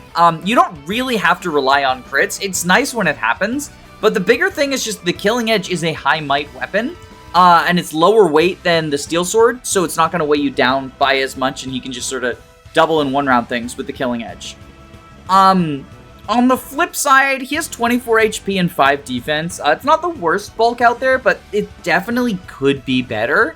And neither at base nor in either of his promotion paths does he have access to 1-2 range. He can go Swordmaster or Assassin, so you go Swordmaster because you get an extra point of strength out of it, and 2 extra points of HP, I guess, as opposed to Assassin offers you Silencer and, like, a point of resistance, woohoo. You can also use lockpicks to open chests as Silencer, but, like, you can buy chest keys. It's really, you go Swordmaster with Joshua. But, yeah, his base combat is very serviceable. I think at this point you've probably trained up Franz and Vanessa a little bit, but for at least one of them, the training arc is probably still ongoing. And obviously Joshua has worse combat than Seth, but everyone has worse combat than Seth. Like, Seth is in a league of his own. Joshua's combat does maintain for a while, just because it's the same principle with any unit who is naturally strong at base. They're going to be able to see more combat and gain more experience and continue to sort of snowball that way. So as long as you're deploying him and having him see combat, his stats will go up. He has 35% strength growth and 55% speed growth. The bulk growths are not great, like 20 defense, 20 res, and then 30% luck with, I mean, a 7 luck base is respectable. He's probably not going to be facing low percentage crits from people, which is the bane of other Swordmasters in GBA. Both Giuseppe and Rutger tend to face low percentage crits. So that's nice that, you know, finally we have one who avoids that. But the big thing about Joshua, and I mentioned this in a similar vein with Lute, Hinoeuma is one of the first 2 legendary weapons you get. You get at the end of Chapter 14. And a promoted Swordmaster Joshua is very likely to hit S-rank swords before any of your other sword users. You can only get 1 S-rank in Sacred Stones. And oftentimes the idea is like, oh, well, why don't I save it for, like, Vidofnir or Garm if I have access to axes? If I decided to go Great Knight because I'm wild like that. I guess Garrick could potentially get Hinoeuma, but I kind of like Garm on him to fix his speed. Hinoeuma is basically uncontested, and especially when you first get it. And that's nice because Hinoeuma Swordmaster Joshua is actually really good into Kalek. Despite the fact that Kalek has the Hoplon Guard and therefore can't get crit, Oklahoma Swordmaster Joshua just, like, has really good attack and has really good speed and will just, like, wop, wop, wop, wop, wop. Well, I guess not wop, wop, wop, wop, wop, because that's the crit sound effect. But he will just do good combat against his rival, which is fitting story-wise as well. With all of that being said, despite hyping up Mr. Funny Hat Man, I do think that he knows his place in this world, and he is just a filler unit. Even if you deploy and train him, like, this is a paladin's world and we're just living in it. He's lucky to be at the top of the pack of infantry. Significantly better than people who have access to 1-2 range. Or I guess not significantly better. Better than people who have access to 1-2 range is a respectable place for a Myrmidon to be. But at the end of the day, he's held back by no horse, no 1-2 range, and pretty middling bulk. I wouldn't say it's necessarily super bad, but it's definitely not great. Actually, no, I would say it's probably super bad. Of the units that I've talked about, Joshua has bulk on the same level as the mages, and, like, mages are supposed to be frail. So, yeah, I would say that he has bad bulk. I would say that Joshua has bad bulk. But his offense is... Well, okay, no, he has 5 defense. I don't know. He's got middling bulk. I'll say he has middling bulk, and no 1-2 range. He's fine, but, like, at the end of the day, he is just filler. He's the most filler unit that there can be. But hey, there's worse places you could be. Next up is Ephraim. And there are a couple of units on here who have been affected by the fact that this is Eirika route, namely Joshua and Artur. But I think that Ephraim is, surprise, surprise, going to be the most affected. So Ephraim exists in Chapter 5X, and exists in Chapter 8. He joins as a level 4 unit, with 8 strength, 11 speed, 7 defense, 23 HP, 8 luck, and 9 skill. 2 resistance, so, mages are not his forte, just like Hector before him. But unlike Hector before him, Ephraim is not a fraud. Ephraim is a very competent combat unit. The Regent Leaf is a very good personal weapon. So good that I gave Jacob a bunch of them in the Sabotage run. But yeah, 10 might with triple effectiveness to armor and cavalier, so 30 might against them. On a unit who has 8 strength and 11 speed, so, like, Ephraim is likely to be doubling. I mean, he's always doubling the armor knights with it, but he's likely to be doubling cavaliers and paladins as well. 7 defense with a 35% defense growth, and 8 strength with a 55% strength growth, and honestly, 11 speed with a 45% speed growth. Like, he is both fast and strong, and relatively bulky. Like I talked about how Joshua's bulk was middling. I won't say Ephraim's bulk is great, but, like, it's good. It's good enough for Sacred Stone's enemy quality. And because he's a lance unit, he has access to 1-2 range. The biggest thing that he lacks is a horse, and on Eirika route, availability. After Chapter 8, he goes away. He will be auto-leveled, and the way that auto-leveling works for the Lords, they're the only 2 units who are auto-leveled in Sacred Stones, is they will gain either 7 levels or up until level 15, depending on whether, like, depending on which one's lower. So if Ephraim is level 10, he only gains 5 auto-levels. But if he's level 4, he gains 7 auto-levels and becomes level, 11? Yeah. So as long as you get Ephraim 4 levels in the 2 chapters he's available, he should rejoin you in the desert as a level 15 unit. Auto-leveled, I believe, using his averages, and he's quite competent at that point. Looking at the wiki, the .org wiki, it looks like he has a chance of capping his strength, speed, and defense based on those auto levels. Which is wild to me, but honestly, I believe it. Well, I don't believe defense, actually. 13 levels of defense on the 35% growth, that feels like a stretch. But strength and speed, he needs 9 speed levels on a 45% growth, and he needs 12 strength levels on a 55% growth. So it looks like it's not averages, but it's still possible that it happens, and that is quite good. That is quite good. Once he comes back, you have 1 chapter, well, I guess 2 chapters, counting the one he joins on, where he is just a strong lance infantry, and then he gets to promote, and much like Eirika, he gets a new personal weapon, Siegmund, and he gets a new mount, which is only 7 move, but still, like, that didn't hold back Lute, that didn't hold back Natasha, that didn't hold back Eirika, even though she does end up very low. The 7 move mounts is just sort of a thing you have to deal with in Judgirl, okay? Not Judgirl, Magval. I think the biggest thing that holds Ephraim back is the fact that he's absent for so much of Eirika route. And because 5X is a map where you're investing in either him, Forde, or Kyle, you're kind of incentivized to further invest in the Christmas Cavaliers instead of Ephraim, just because the payoff will be something that you get more use out of. I still think that feeding him, like, what is it that he needs? 4 levels to... No, he needs 6 levels to auto-level all the way to 15. I think getting him those 6 levels, as long as you're not, obviously LTC pace, you're blitzing with Orson and carrying Ephraim most of the way and he doesn't see much combat, but, like, as long as you're not doing that, it's not difficult to get him, if not all 6 levels, like, close to it during the 2 maps that he's available, but... I feel like oftentimes the experience is better invested into the Christmas Cavaliers, even if statistically they're not going to turn out as good as him, they'll be around for longer, and they also get actual 8-move horses. Now on Ephraim route, things are a little bit different, but as it stands, I feel like he's either B tier or C tier. I think the amount of time that he's missing, probably, he's definitely a better unit than, is he a better unit than Joshua? Joshua's actually around. He's worth more than an energy ring, but I think in the absence of his own campaign, Ephraim does kind of just end up as peak filler, for the last portion of the game. And that last portion of the game, after Ephraim comes back, you do have, retaking the castle, you have 2 Faces of Evil, you have, Waterside Renville, River of Regrets, whatever it's called? No, River of Regrets. The Waterside Renville is Chapter 7. River of Regrets is the, Cyrene map.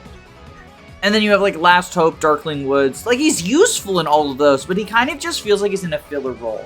It is nice, his second personal weapon, it's like 22 might and monster effective, it's kind of ridiculous. Bro will 1-round Cyclopses at weapon triangle disadvantage. It's wild. But, yeah, I feel like I can't justify him putting him any higher when there's so little of the game that he's around for. And if you want to make maximum use out of him, it does come at the cost of Forde and Kyle, who are another pair of units that I feel like are related enough that I want to at least start talking about them together, in a similar vein to Lute and Artur. They have similar benefits and similar problems. So these are the other 2 Growth Cavaliers in comparison to Franz. The thing that holds them back is they have stats that are nearly identical to Franz, but they are each 4 levels higher than him. Or in Forde's case, like 5. The upside they have, however, over Franz is they are not competing with Vanessa and the mages for early game experience. 5X is basically just an opportunity to train either Ephraim or one of the Christmas Cavaliers. And on Eirika route, their competition is someone who just goes away for most of the rest of the game. Forde's issue is that despite starting at a higher level, on average, he's going to have worse stats than both Franz and Kyle. He's like the Speed Cavalier, by which I mean he has 1 point of speed over a level 1 Franz at base. So, kind of pathetic. I know that, like, he's really memed on as, like, absolutely worthless, and I don't think that's the case. He is still a GBA Paladin, but he is a noticeable downgrade from both Franz and Kyle. He's not beating those washed allegations. I think that he's still better than Natasha, but I do think he is a tier lower than Franz. Just because that statistical detriment, like, it's not enough to stop him from doing his job as a filler cavalier, or like a secondary paladin or whatever, but you notice it, and it will stop him from hitting some 1-rounds, or it will cause him to be able to take a little bit less punishment. And most importantly, Knight's Crest competition is fierce on Eirika route. You really only have time for either Franz, Kyle, or Forde to promote early. And I think that, like, Forde just doesn't give you an argument for why you should use him over Kyle or over Franz. He has a statistical detriment to both of them, and he doesn't even get to be like, hey, well, 5x experience is basically my property. Because it's basically Kyle's property. Kyle is... He's not going to have as many chapters to train before the first Night Crest as Franz, but he still can train in 5x and 8. And if you do that, you're golden. Kyle actually has, on average, a higher strength stat than Franz. Everything else is a little bit behind, but not a lot behind. And, like, speed thresholds in Sacred Stones are low enough that it's not a big deal to be a little bit slower than Franz. Kyle is an incredibly serviceable paladin number 2. The areas in which he excels, that being his strength, are good ones to excel in, and the areas in which he is weaker are ones that you probably won't notice. But the biggest benefit that he has is he's not fighting Franz over experience. He's not fighting Vanessa over experience, and to a lesser extent the mages. 8x is just feed Kyle. Feed Kyle. Both in LTC and in regular, you can feed Kyle quite a lot of experience at that time. And he makes good use of it. He can basically freely become a paladin at the end of Chapter 8. And I think because of that, he's just a touch above Franz. Again, I think people exaggerate the Franz problem of, like, competing for experience with other people. Using Kyle does allow you to invest more in some of the early game meme units, that being, like, Ross and Garcia, or, like, if you want to train a Joshua, like, it is nice to have that pocket of experience all to himself, but at the end of the day, all 3 Cavaliers are pretty close to each other. The biggest thing that holds Forde back is just he doesn't have an upside, whereas the other 2 both have upsides. And that sucks for Forde, but, you know, Forde's still good. Like, don't get it twisted. Forde is still good. Next up is Orson, and a lot of people don't like tiering Orson, but I do because it gives me the opportunity to insult anyone who ends up lower than him, because he's around for exactly 1 chapter. It's not a difficult chapter. He is the best unit in that chapter, and you should use him in that chapter. He makes 5x, well, easier, but more importantly, less annoying. Forde and Kyle and Ephraim can, especially early on, kind of struggle with the first wave of enemies, and so, like, Orson helping out with that. If you care about turns, obviously Orson is just the fastest way to handle every enemy other than the boss. Orson's just kind of spectacular. Like, use his Silver Sword when you need it, save it if you don't, and he's really, really good, and then he betrays you and becomes a boss later. I think that he probably ends up in bad filler. Is he a better unit than Ross? Because he's really good for 1 chapter, but it's also not a very hard chapter.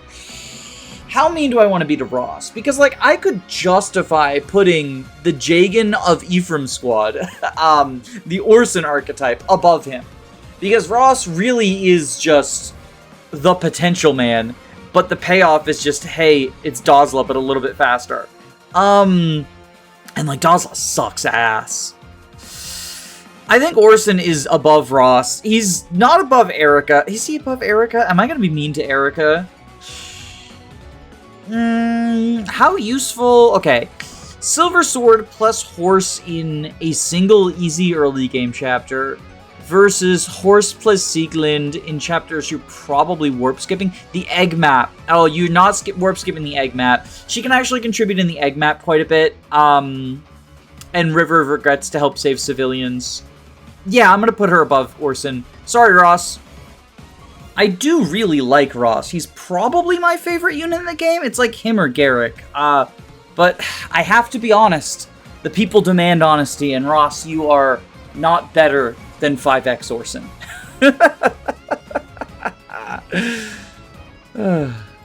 Okay, next is Tana, and I actually made an entire video on Tana. So if you're interested in a more detailed breakdown of what I think is Tana's biggest problems, Check that video out, it'll be linked below. But, to surmise, Tana is kind of like Vanessa with slightly better bases, and more importantly, slightly better growths. They're more important because, like, it's 2 points for her, base stats, which is, like, not a huge deal. But the fact that both her bases and growths are higher means that she'll snowball faster than Vanessa can. The 45% strength as compared to Vanessa's 30% is, it's a meaningful difference. 15% is a meaningful difference.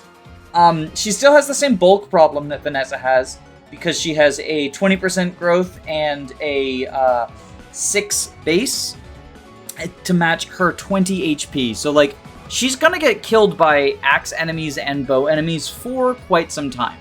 She can be useful on Distant Blade for helping to save the Rapier village, which, like, you don't do because you want the Rapier, you do because you want the stat booster. I believe it's a Seraph Robe. Yeah, it's a Seraph Robe that you get if you save both villages. And you need to have your Paladins charging left to save the, I think it's a Killing Edge village? No, it's a Speedwings village. Renat gives you either Speedwings or Secret Book. But either way, like, you do want to save both villages for the rewards. And Tana can help you with that. The issue that she runs into is that Promoted Vanessa is more helpful for that, and Promoted Vanessa requires the first whip, whereas Tana joins at level 4. And so she's not getting, if she gets that first whip, then you're not having a Falco or Wyvern for a while. And there's not too many more important flyer maps. I guess there's mountains in a couple of maps. Specifically, like the Village of Silence is one where you might want another flyer. There are mountains in the Inez map, but there's also ballistas on those mountains, so you're probably not using a flyer to handle that part. But I guess she can go over the walls when you're trying to, like, save Inez. She can't go into his little barricade, because that's considered, like, a non-flyer wall. But there's, to the right of his room, there's another wall that separates 2 fields, and she can, like, fly back and forth between those, and she can fight the pegs when they're on top of mountains, so she can be useful. I mean, a promoted flyer in general can be useful. The problem that Tana runs into is, like, if you wait for the second whip, then Cormac shows up and he just sort of outclasses her. And if you try to give her the first whip, then you delay your access to a promoted flyer. So she kind of just ends up either needing to buy a whip from the secret shop or to get the Earth Seal from Chapter 15. And that just, like, delays her promotion by a lot. She's still useful unpromoted, like 7 strength, working on a 45% growth, 13 speed, working on a 65% growth, like, and flight. Bare minimum, you can have her do, like, rescue dropping stuff, but she is definitely, ironically, she's outclassed by someone who has worse growths, just because of the way that the whip situation works. I think that she ends up, is she better than Forde? I think that she's better than Forde, because if you do decide to, like, delay the Vanessa whip, I don't think Cormac's ever missing his whip, but if you decide to delay the Vanessa whip in order to promote Tana with that, it's harder, but it's still possible to handle the pirates, especially if you have a trained Ross. The 3 of them together should be able to whip something up, and Tana will eventually become a better version of Vanessa. Whereas, like, Forde is never going to be a better version of Kyle or Franz. He's always going to be worse than them. And the flaws that they have, the fundamental flaw that they have, is very, very similar in that it is linked to promotion items rather than the unit themselves inherently being a bad investment project. Because, like, investing in Tana or Forde is still a good idea, just they can't promote, and therefore there's, like, a cap to their investment, right? You could use, Cavalier Forde for a while, but you'd probably rather have a promoted unit by the time people start promoting. And the same thing with, like, Peg Tana, although Peg Tana makes a better case because, like, flying is really good, and you only have 2 of them at the time. And also, like I say, if you do decide to delay and use the first whip on Tana instead of Vanessa, then, she does end up better than Vanessa. If the only thing saving Ross from the fate of being in the Tower Squad is the fact that he shows up early. Amelia's in the Tower Squad. Oh, is she better than Naomi and Gilliam? Questions asked by the deranged. Is Amelia better than this unit? I think... So, I think she might be. Now hear me out. Yeah, sure, they show up in the early game. Gilliam and Naomi show up in the early game. But, like, what are they actually doing in the early game? The only time they actually have free deploy is 2 maps. Well, Gilliam has 2 maps of free deploy. Naomi has 1 map. If you want to deploy Naomi after her join map, she takes up a deployment slot and you don't have access to full deploy at that time. What are they actually doing during those 2 maps? Like, maybe the 2 of them together can set up a kill for Franz, Vanessa, or, like, Ross or someone. But what are they doing other than that? Like, jack shit. Now, Amelia is also a unit that is not doing anything at the time that she's deployed. However, if you do decide to copium and be like, I'm going to train Amelia, and there's the strategy in Eirika mode, I believe there's some stationary archers on her join map, and you have her fight them, and because she's so weak, she just gets tons of chip experience because she deals no damage to them. It's really funny.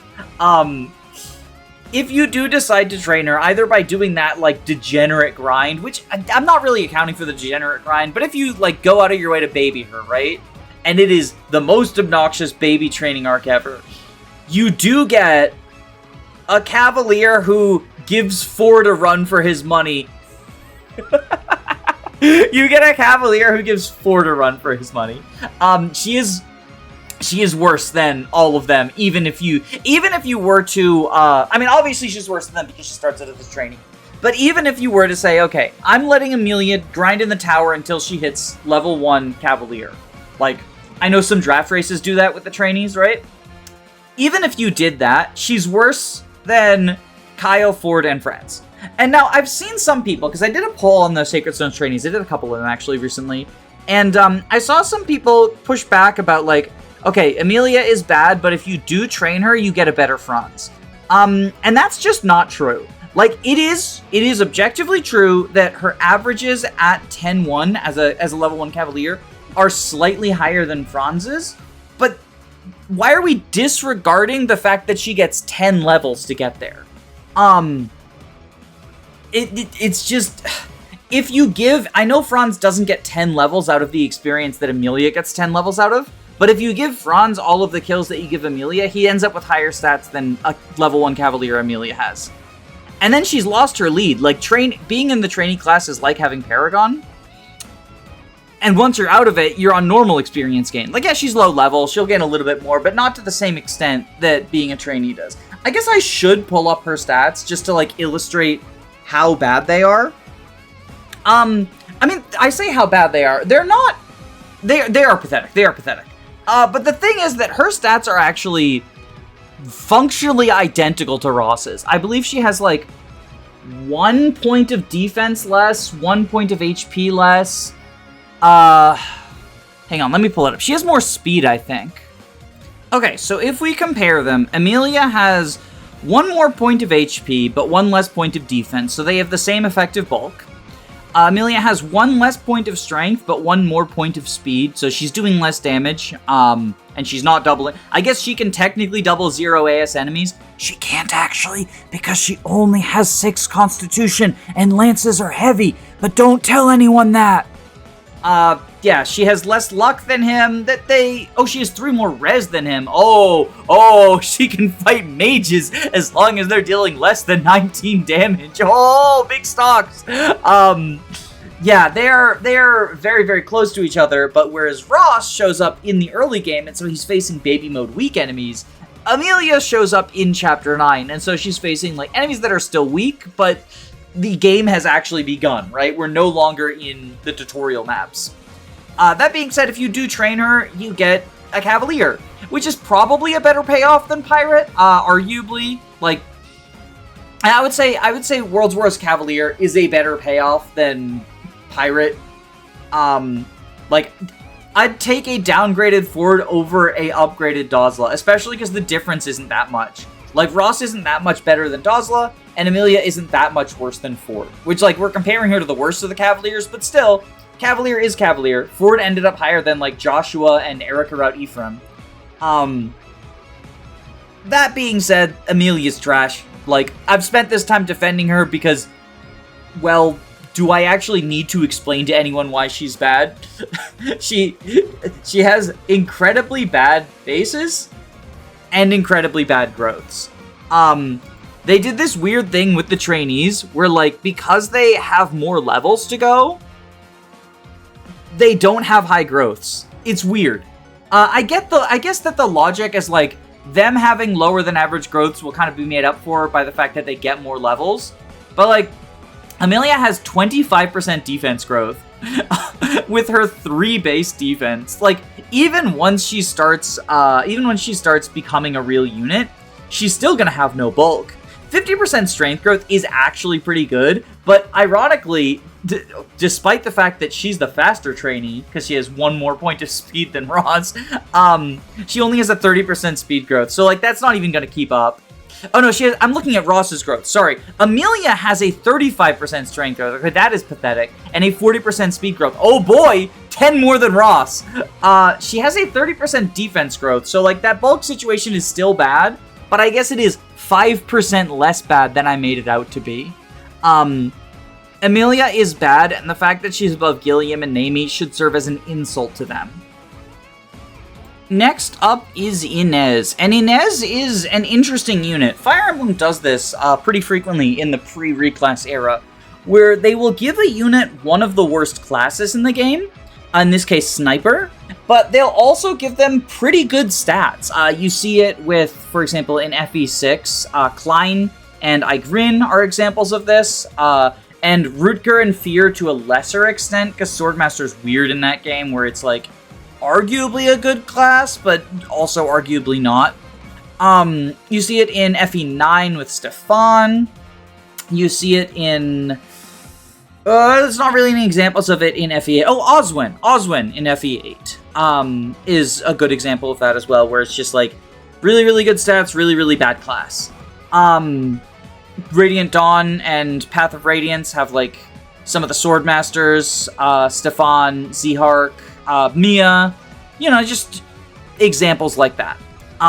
Stefan in Path of Radiance, not Zihark in Path of Radiance. Zihark is not good in Path of Radiance. But suffice to say, the big thing holding Inez back is his class, because, like, 14 strength and 15 speed with 10 defense and 9 res, so he's, like, a mixed tank, is good. And, like, 14 luck means he's never getting crit. The problem is, Sacred Stones is a game that throws hordes of weak enemies at you, and the most effective way to take them on is to fight them on enemy phase. And it's just hard to position a sniper to fight people on enemy phase. Additionally, there's just not that many flyers. His join map has some scary pegs, and so there's Pegasus Riders that show up when you recruit Marissa, and that's sort of, like, supposed to be his big show, right? And he does sort of show off. He has the silver bow. He will one round even the scary Falgos, and that's nice for him. But then, like, you go into Village of Silence, which is 2 maps later, and that's the next time you have flying enemies, and they're death coils, and they're, like, on mountains, so it's hard for him to reach them because, like, it's a weird winding narrow path. So he can't even really do the flyer job the next time that there's flyers. And then there's flyers in the desert, and, like, he can be helpful shooting them down. But by that point, the rest of your squad should be well-suited to take them on. So I think he ultimately ends up being kind of the quintessential bad filler. Because he is able to fill that filler role. Like, somebody's got to shoot down flyers, I guess. But you never feel good about it. Like, I would much rather take on flyers with Hero Garcia or Berserker Ross than I would with Sniper Inez. I really like the design space, and this is one of the things, this is rant sidebar, but, like, one of the things I dislike about the infinite reclassing emblem that we've ended up in is we don't really have that design space to explore anymore. And that's a shame, because I think it's cool to give a character with good stats limitations. In this case, being bow locked. Moving on from a unit with good stats but a bad class, we have a unit with good stats but a pretty good class. It's not the best class in the game because it lacks amount, but Mercenary and specifically its path into Hero is quite nice. It's got good promotion gains, it has access to 1-2 range in the form of axes, and because most of your other axe users are really middling, Garm is not an especially contested holy weapon, so Garrick can sort of make full use of that.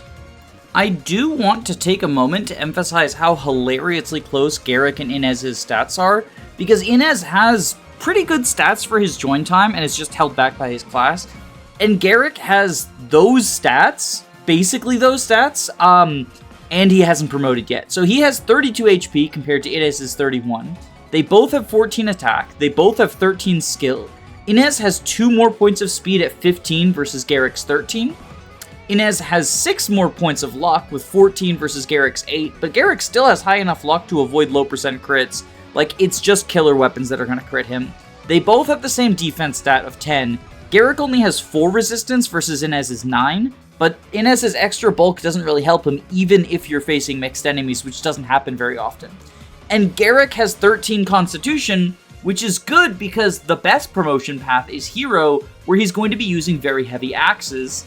And with his instant promotion, he ends up with 15 constitution, which is too heavy for basically anyone. I think literally everyone cannot carry around Garrick. Mounted units, I mean. I think Dosla might be able to, he's like fatter. But Hero Garrick is just like, that is the big downside to him. Is if you go Hero, you've got good combat with really good combat stats and 1-2 range and axes. But you don't have movement. You are stuck on infantry movement. You cannot be rescue dropped. You have to be either warp stabbed, rescue stabbed, or just slowly walk your way to objectives. And thankfully, most of the time, that's actually fine in Sacred Stones. The only maps where I think it is a significant issue, time-wise, are in the very, very late game. The Gorgon eggs, there's eggs all over the shop on a timer. And then the, the Darkling Woods, where you're trying to get the boss kill as soon as possible, just to not have to deal with that map's absurd number of reinforcements. But for the rest of the campaign, there's not really any huge time pressure, either main objectives or side objectives. The last one actually is saving Garrick and his crew before he ends up getting, or not he ends up getting killed, but like, if Tethys gets killed, then, well, if Tethys gets killed, you lose Garrick, and if Garrick gets killed, you lose Tethys, which is pretty funny. Only on their join map, they're linked to each other, so if one of them dies on the join map, the other one will leave, which is kind of ironic. The irony being that, like, the big thing that holds him back is his low movement, but he, like, saving him is the last objective that really requires high movement. Because then you've got, well, I guess saving La Rochelle is technically a little bit time sensitive, but Dosla, despite being the absolute shitter that he is, can hold off the weak monsters around them for quite some time, especially since La Rochelle will heal him as a green unit. So there is technically one time-based objective, but like, Renak, you can control when Renak spawns in Eirika route, so he's not really a time-based objective. In Ephraim, or in the desert, there's not really any time-based objectives. There's thieves in Taking Back Rene Palace in the Orson map, but that's not really a huge deal. There's, I guess the River of Regrets is another one where you want to rush it, but you have Warp at that point. It does kind of suck that he doesn't have the movement to like make warp skips a little bit easier on maps like River of Regrets, or if you're playing River of Regrets slower, like to rescue the civilians, he's not going to reach them in time. But he can go and do side missions. And I think that he is sort of free as, well, as a filler unit, as a flunky. The question is, does he end up in peak filler or outclassed but fine? Because I do think that if you want to, you can instant promote Garrick and just make him into a filler unit. Or you can grind him a little bit and make him, well, no, I don't think Garrick should be grinded unpromoted. I think if you promote him, he's basically, he could be a carry if it weren't for the fact that his movement is so low and his constitution is too high to help make up for that. I think because he has such absurd stats, and this is Eirika mode specifically because he joins in Chapter 10, I think that he's the very bottom of B tier, because he is theoretically able to be a carry during the the route split portion, right? Everything before the desert. And then afterwards, once he has Garm access, he's a decent boss killer, but there are other freer options. Seth is one, Cormag is another one, Mir, not really a freer option, but generally less work to get going. I'll talk about her when we get to her, but I like her a little bit better as a boss killer than Garm Garrick, just because, like, his speed is good. I guess I should touch on his growths, because he does have decent growths. I still don't think he's, like, training project, just because his stats are good enough that hero promotion bonuses will carry him for a while. But he has 45% strength growth and 30% speed growth, and then 35% defense growth. So, like, he's going to gain in the stats that he cares about. I guess, like, his luck and skill and speed he vaguely cares about. It's like 40%, 30%, 30%. That doesn't matter. His combat stats are the big deal. I think the biggest thing that holds him back is high con, low movement. Yeah, I really, really like Garrick on Eirika mode. Obviously, he's a lot worse on Ephraim mode because he joins with the same stats, under-leveled. But on Eirika mode, Garrick is...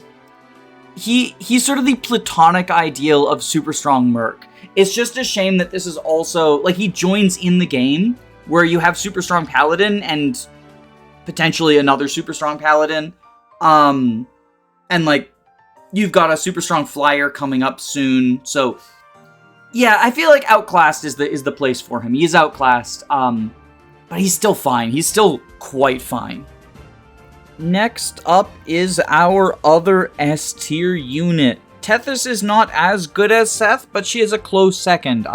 Again, specifically on Eirika route, because she joins in Chapter 10, which is pretty ridiculously early. It is technically it is exactly halfway through the game, because this is a 20-chapter game, and this is Chapter 10. But realistically, because the first 6 chapters of the game, when you're just doing, the Eirika tutorial, are not only shorter, but, like, significantly easier, it's closer to her joining near the very start of the game. Like, 3 or 4 real chapters have passed, and there's 10 more real chapters left. I think that she is... I mean, do I need to talk about dancers being good? Do I really need to sell anyone on dancers being good? They let you take additional actions. You can use a dancer to basically clone your best unit, and that is the bare minimum. So say your best unit is Seth, because he is, and you need Seth to kill 2 enemies, but you only have 1 Seth, because for some reason you decided to deploy the tower squad instead of, like, other good units. Well, you have Seth kill 1 enemy, and then you dance him, and then he kills a second enemy. And that is the floor, because you can also use dancers to extend your functional movement range by having Seth, move however far Tethys can reach, get danced, and then move his full move. He's gained, like, 5 tiles of movement if Tethys can move 5 tiles. You can use your dancer to change which unit gets danced every turn, right? So Seth is your best unit for killing things, but let's say you've also got Molder, you need an extra healing on 1 turn, you dance Molder, you get 2 healings. Dancers are very good. Tethys is incredibly frail, but, like, just keep her out of combat. Let her dance whoever is best for the current turn, and dancers are good. Dancers are good. I feel like we are at the point, it's 2024, where we, as a Fire Emblem community, can accept dancers are always going to be high tier. And if a dancer joins early, then they're even higher. Speaking of being higher, the people who designed Marissa as a unit were probably high. I get that she's supposed to be, like, a training project, right? She's, you say, oh, well, Marissa joins later than Joshua, and she has worse bases than him. And that's fine. Like, Sacred Stones is the game that introduced infinite grinding in the form of the Tower of Falling. Or rather, I should say intentional infinite grinding. Because infinite grinding has always been there, with things like arena grinding and whatnot. But But this is the game that like really placed an emphasis on it. And you can see it in the design of units like the trainees, in the design of units like Marissa, even like Tana to a lesser extent because she's, joins at a much lower level and she's meant to be someone you invest in instead of Vanessa, who you have already invested in. So I understand that is, the appeal of Marissa. She's not supposed to be some sort of Omega strong unit. And I think, honestly, there is a space for that type of unit in Fire Emblem. I appreciate that type of unit being made in Fire Emblem. That's why, despite the fact that she's bad, I think Amelia is a worthwhile design. I think Marissa is a worthwhile design. The thing is that I feel that Sacred Stone stumbled in attempting to make these designs. And it comes down to the fact that Amelia's growth rates are bad, Marissa's growth rates are bad. And perhaps worse still, Marissa only has D rank swords. Joshua, who joined in chapter 5, had C rank at base. And Marissa joins with worse bases than him 5 chapters later with D rank. Now, just like I'm not penalizing Tethys for like missing the tutorial portion of the game, I also feel like Marissa joins with relatively enough of the game left that if you wanted to use her, it's not like she's like Carla level, right? Where you've only got 3 maps left for this really mid Swordmaster. The problem is with a unit like, Amelia, or we're going to get to him, but Ewan, there's payoff to training these units, right? Sure, the payoff is not something great, like Ewan will always be a worse Mage Knight than Lute. Amelia is always going to be a worse Cavalier than Forde. But at least there's like something you're getting out of that. Marissa can either go Swordmaster or Assassin, both of which are pretty awful classes. And she'll be a worse Swordmaster or Assassin than Joshua on average. Because again, bases and growths both lower. So what are you supposed to do with this unit? Like, did the Sacred Stones cast think that Swordmaster was such a powerful class that you needed to have 2 of them? Comparing them side by side, Joshua has 24 HP, 8 strength, 13 skill, 14 speed, 7 luck, 5 defense, 2 resistance, and C rank swords, whereas Marissa has 23 HP, 7 strength, 12 skill, 13 speed, 9 luck, the only stat of hers that is higher than Joshua's, actually one of only 2, because she also has 3 resistance, and 4 defense. And then their growth rates are not even a better story for her. Joshua has a 5% higher strength growth. Marissa has a 5% higher speed growth, but both of them have overkill speed, so like they're doubling everything anyway. And Joshua has a 5% higher defense growth and resistance growth. The only thing that Marissa has is a 20% higher luck growth. But like, Joshua's luck is still fine at 30%. It could be better, but like luck is also a very situational stat. It's so bad for her. And again, D-rank swords. D-rank swords is the thing that bothers me the most. She cannot use the killing edge at base. Swordmaster and Myrmidon are supposed to be like the crit class, and she can't even use the killing edge. Like, sure, she joined with the Shamshir, and like, that's nice. Hand it over to Joshua and bench this girl. I think she's worse than Naomi. Because like, what is the payoff? Ooh, you get Ranger. Ooh, I guess Ranger, like, copiuming for Ranger is a better payoff than copiuming for Swordmaster. Worse Joshua, when Joshua is just barely hanging on based on the fact that he's uncontested with his good combat. It's so sad, it's so sad. But the ill-fated training projects don't end there, because La Rochelle is probably the worst implemented of them in the game. She is a Troubadour, which is a mounted staffer class. This class is very good in the other GBA games because you get one early and they have horse plus healing, so they're sort of an ultimate utility unit. Both Clarine and Priscilla are units that I'm very high on, but La Rochelle shows up just too late to get that early healer credit, the sort of thing that Natasha and Mulder are coasting on.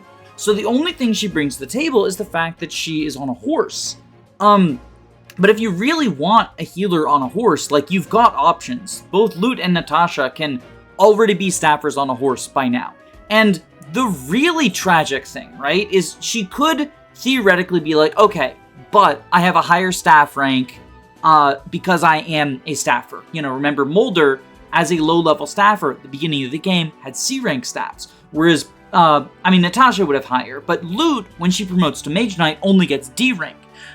But La Rochelle also only has D rank staves as a level 3 Troubadour in Chapter 11, which, like, fairly early, but you've trained up your core team by now. And perhaps the most tragic thing, she has D rank staves. It's so bad, it's so bad, it's so bad. With the other terrible training projects, you've got your Amelia, you've got your Marissa, they join at a super low level. So, at the bare minimum, they get accelerated EXP growth due to the fact that the enemies that they're fighting are a much higher level than them. But La Rochelle, despite being a level 3 unit, so she's very, very low level, she doesn't actually gain EXP faster because she can't see combat.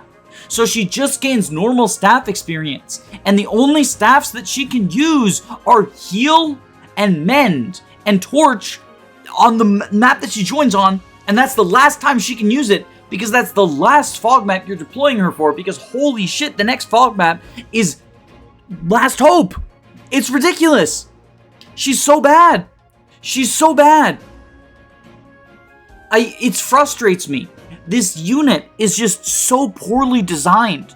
And obviously everyone is salvageable, but I genuinely think, like, despite the fact that I don't like Amelia, Gilliam, Namie, and Marissa, they at least have designs that make some amount of sense.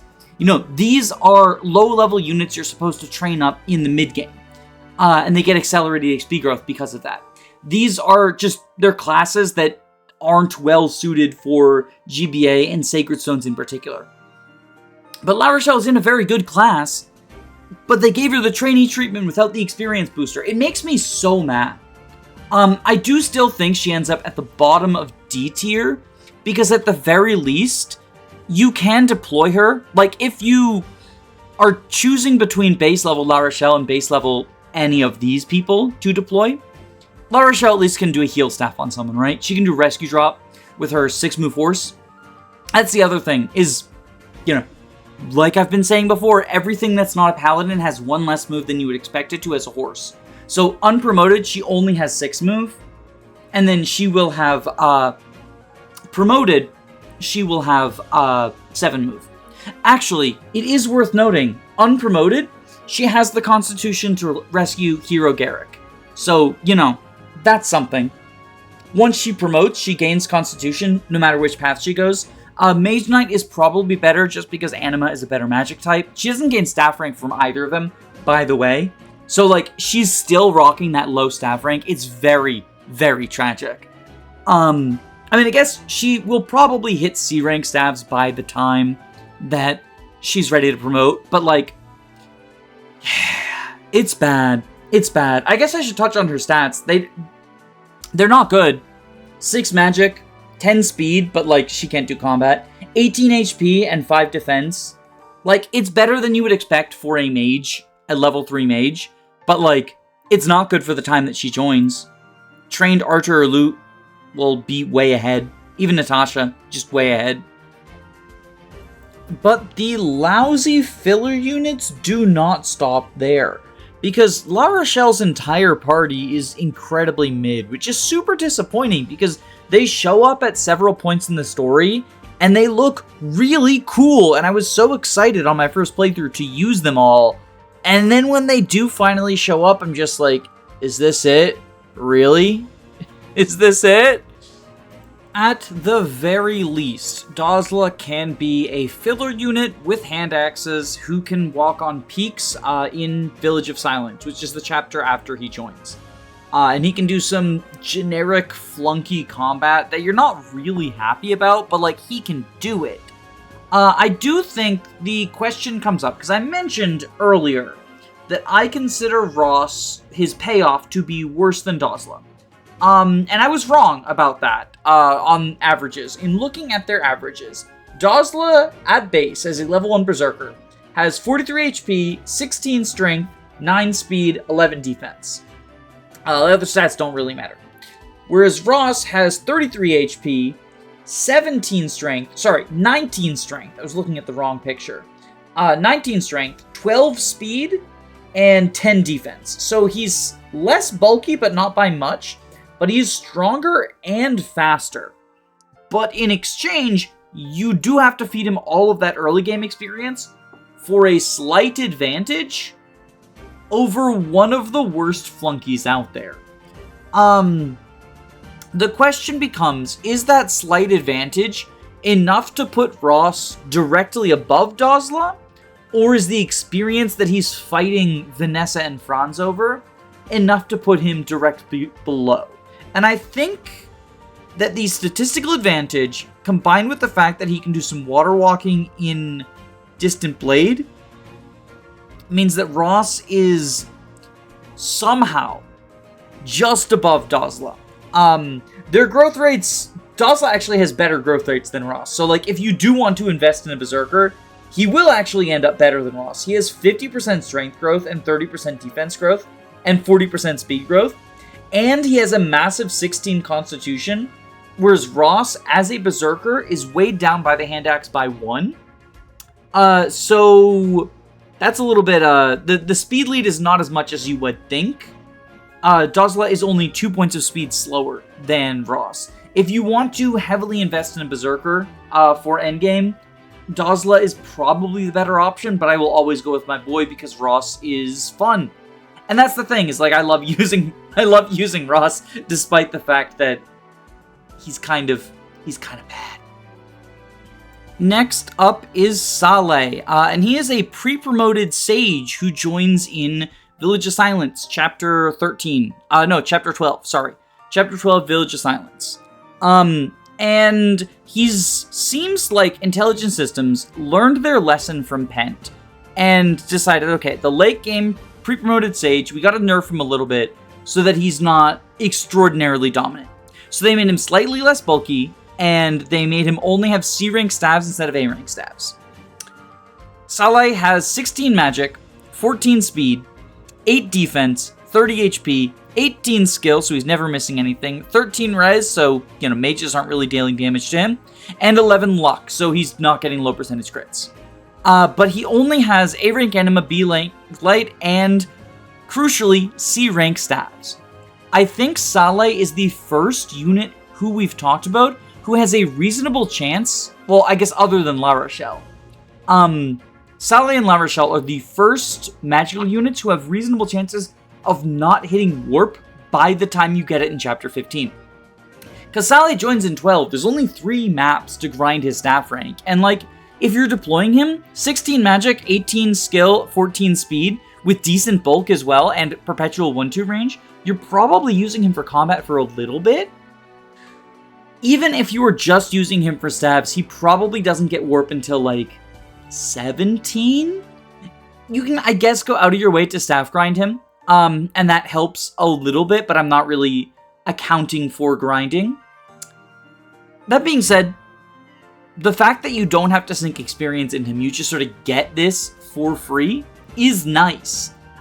He's in Sage, which is the worst promoted magical class. You'd rather have Bishop or Mage Knight, but he is still a promoted mage that you didn't have to spend a seal on, didn't have to spend experience on. You probably only trained one of Artur or Lute, so there's probably a gap in your team. Maybe you bench Molder for him, especially once he hits A-rank stabs. How good is a good sage who's only around for about half the game, little over half the game, accounting for tutorial being shorter than the late game? Because he joins in Chapter 12 out of 20, but like I've been saying, the early game I feel counts for less than the late game because it's tutorial chapters. I feel like he is outclassed but fine. Probably above Garrick because he can be a high magic warper. Is he above Natasha is the question. He can't get a horse, she can get a horse, but she's stuck on staff experience for a while. She needs a guiding ring. She has worse stats overall. She has no bulk. He has bulk. I think right here, below Forde. Forde is sort of the gatekeeper of the late game pre-promotes. Yeah, I think this is a good place for him. he's absolutely, like, worth using on your squad. And I think focusing on his staff rank and trying to get him to warp range is probably the best use of him. Because, like, 16 magic, 30% growth means he's not getting much higher than that, but 16 magic is still a decent base, and oftentimes for Darkling Woods, you want multiple warpers, you want multiple rescuers, and even if you can't get him to warp, like, you do get Rescue and River of Regrets, and Rescue gives a lot of staff experience and is also very useful for... Well, it's not actually that useful, because after River of Regrets is the Egg Map, and Rescue's not really good there. You could just, like, weirdly use Rescue for staff experience to try to have him hit warp faster. But that feels like a huge waste. I like Saleh. I think that this is a good spot for him. I could see Saleh above Forde. In fact, I do think Saleh is above Forde. I like Tana better than Saleh because she offers that sort of upside, whereas Forde is all downside. But yeah, I like Saleh over Forde. I like the late game pre-promote. You just slot him into your team. You get a couple of more slots going into the late game, especially Darkling Woods. He can help out with that. He can help out with eggs. Yeah, I'm talking myself up. I hype myself up on Saleh. I'm gonna put him in B tier, right above Forde. His pupil, on the other hand, his pupil is pretty bad. So Ewan is the top of F tier, but probably not for the reasons that you think. I hear Ewan hyped up as one of the game's 2 potential summoners, because Summoner is an incredibly strong class in a vacuum. It allows you to, once per turn, or not even once per turn, you can summon, whenever you don't have a decoy summoned, you can summon a controllable phantom that's like functionally a decoy. They have 0 defense, 0 resistance, and 1 HP. So any attack kills them. But you can control them. They're disposable. So the idea is that summoning these disposable units lets you manipulate the AI. The AI will always go for them because they see a kill and the AI likes going for kills. And so you can distract them from your other units, the units you actually care about, the units who do play under permadeath conditions, with phantoms. And that, in and of itself, is very powerful. But the context is, in Sacred Stones, enemies are incredibly weak. And so usually, what you want to be doing with your enemy phase is having enemies attack your real units because they have actual stats, and they can actually kill and counter. Have them attack Garrick and Seth with like hand axe and javelin. Have them attack Franz and Kyle with javelins. Have them attack Artur and Lute with tomes. Have them attack someone who can counter, because if someone counters, then they kill them. If a weak enemy attacks the Phantom dies and doesn't counter.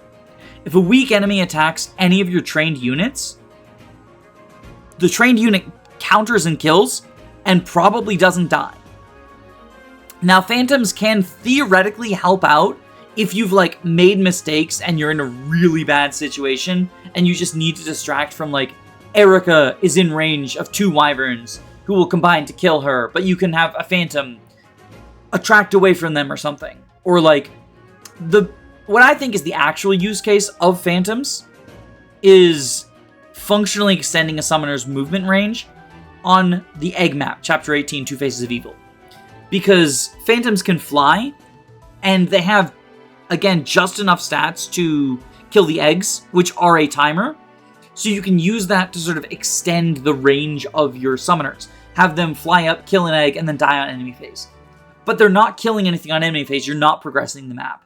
In a harder Fire Emblem, where the enemies are much more threatening, and it is likely that you can't kill all of them on enemy phase, summoning absolutely busted.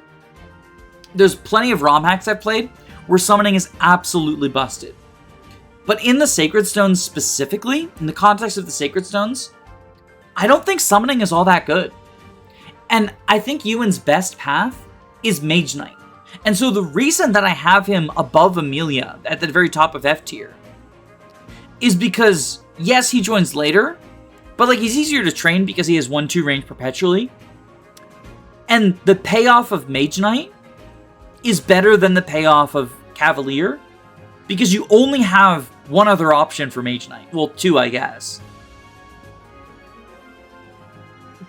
But other than that, like, the thing about going Summoner Ewan is he loses his Anima rank and he has to use Dark Tomes for 10 levels before he can promote to Summoner. And Dark Tomes they're not as bad as they are in Alib, but they are worse than Anima. And the payoff is a duplicate of Null for a role that I already don't think is good, and you probably don't want two of. Well, you might even not want one of, but you definitely don't want two. Don't get me wrong, I understand all of the cool stuff you can do with Summoner. I understand that because the AI sees a kill, they'll always go for it. I understand that you can use it to extend the movement range of your Summoners. But I think you can do more powerful things than that in the Sacred Stones. I'd much rather even have, like, Dazla fight people in enemy phase than a decoy. Because at least Dazla might kill them with a crit. Next up is Cormag, and oh boy, Eirika Route Cormag is incredibly busted. The problem is he shows up pretty late. So, because he gets hard mode bonuses, his stats actually have a range. They are, on average, 31 HP, 15 strength, 10 skill, 11 speed, 5 luck, 13 defense, and 3 resistance with 11 constitution, which is guaranteed. All of his other stats have a range where they can be one higher or one lower, depending on how things roll. I believe he is the only unit in the game to get hard mode bonuses, and he exclusively gets them on Eirika's route because he is the only red unit who shows up as a reinforcement as opposed to starting on the map. He comes with the second Elysian Whip in his inventory, and I think in most situations, he is the best user of it. He can go either Wyvern Lord or Wyvern Knight. It is functionally, it's a very similar choice to the Pegasus Knights. Wyvern Lord gets swords, Wyvern Knight gets pierce and more speed. He doesn't actually gain as much constitution as they do. He doesn't gain any con if he goes Wyvern Knight, but he gains 3 speed. And if there is one area where Cormag is lacking, it is his speed. 11 at this point in the game is not great. And 12 is like the most he can get if he rolls up, and that's still not impressive. I think that even instant promoting Cormag, he often wants a set of speed wings. The good thing is, he does have good speed growth at 45%, and his strength growth is 55%. So if you do want to give him some unpromoted levels, he's likely to gain at least a couple of points of speed, make up for the fact that he's going to be probably not getting doubled, but he's not going to double people unless you give him speed wings. He really does want every last drop of speed that he can get. So there's an argument to give him some unpromoted combat. I personally just like insta-promoting him, but Johanna Hall is a pretty easy map, and like, you won't be too far behind if you have a Wyvern Rider Cormag instead of a Wyvern Knight Cormag. And then he gets some speed and he ends up being better for the desert. The big downside Cormag has on Eirika route is he's just not around. He shows up, I think, turn 5 of Chapter 13, which is a defend map. And so, like, if you want him, you do have to wait around for him. And by the time he shows up and you recruit him, you're probably ready to end the map. You probably were ready to end the map a while ago. And even if you want to stick around and, like, grind out experience, incredibly scary Purge boss shows up in, like, 2 turns. So there's even more incentive than just, like, ending the map and getting out of there. You don't want to deal with him. It's the revenge of, what's his name from Chapter 10? The dude who's Pablo. It's Pablo's revenge with the Purge tome.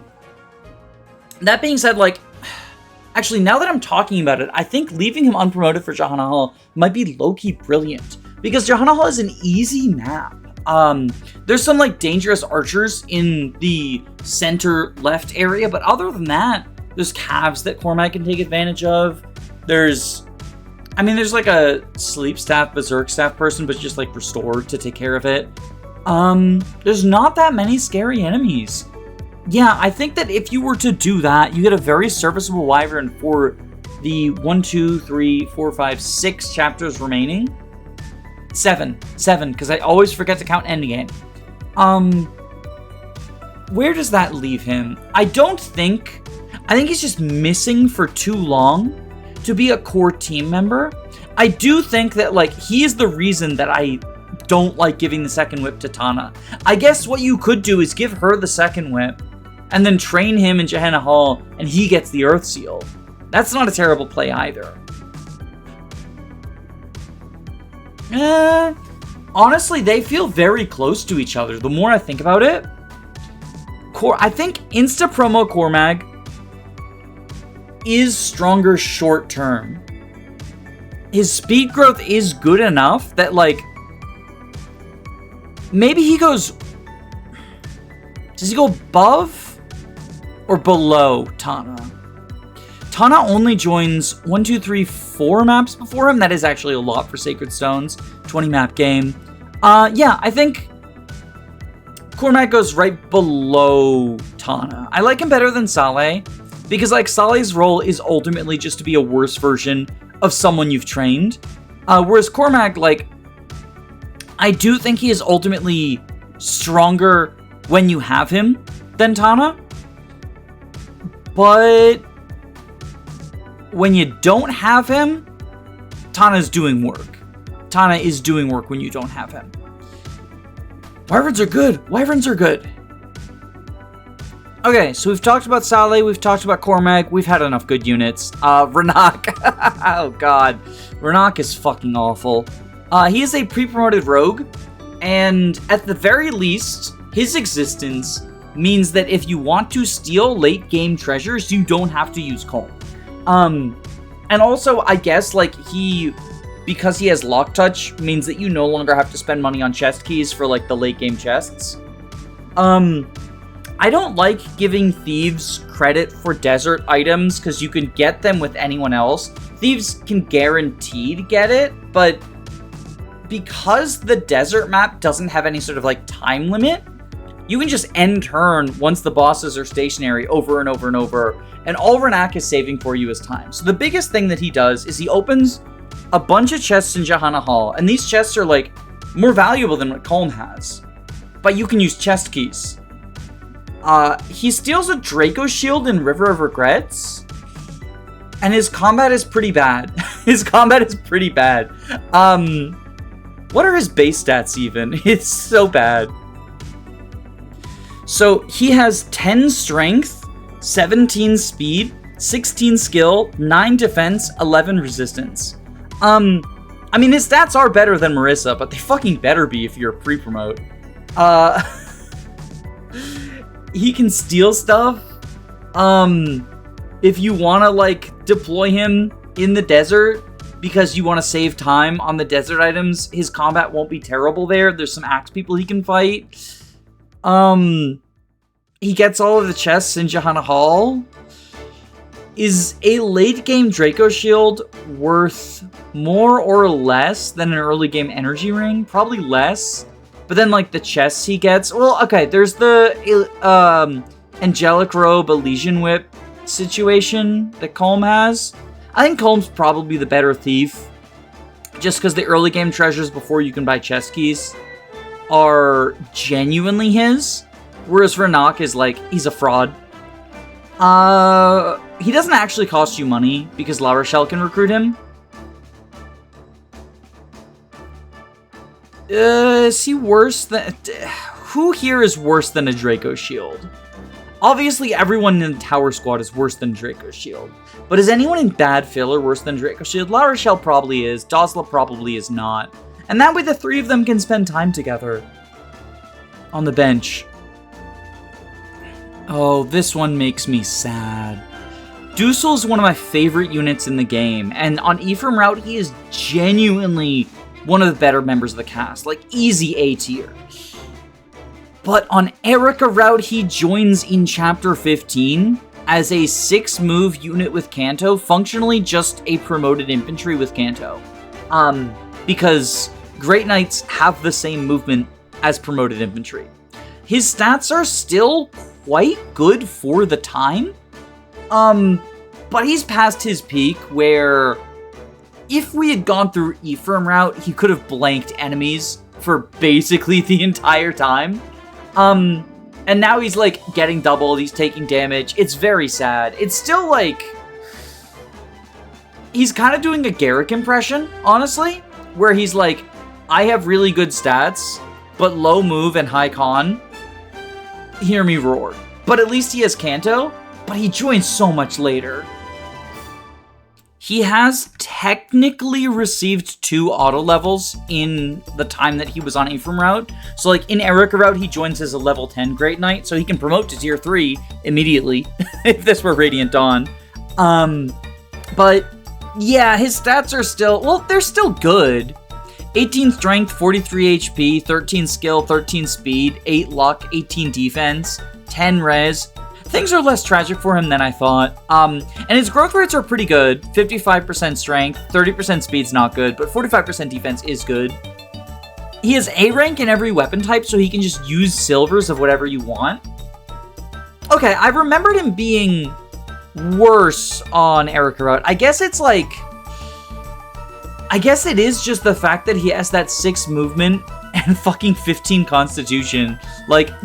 Yay, unpromoted La Rochelle stocks continue to rise. She can carry around Hero Garrick and Dussel. I think he's obviously worse than Garrick. Because, like, they're doing the same thing, and even though he's got Canto and better bases, he joins late enough that, like, Garrick is better. Is it by an entire tier?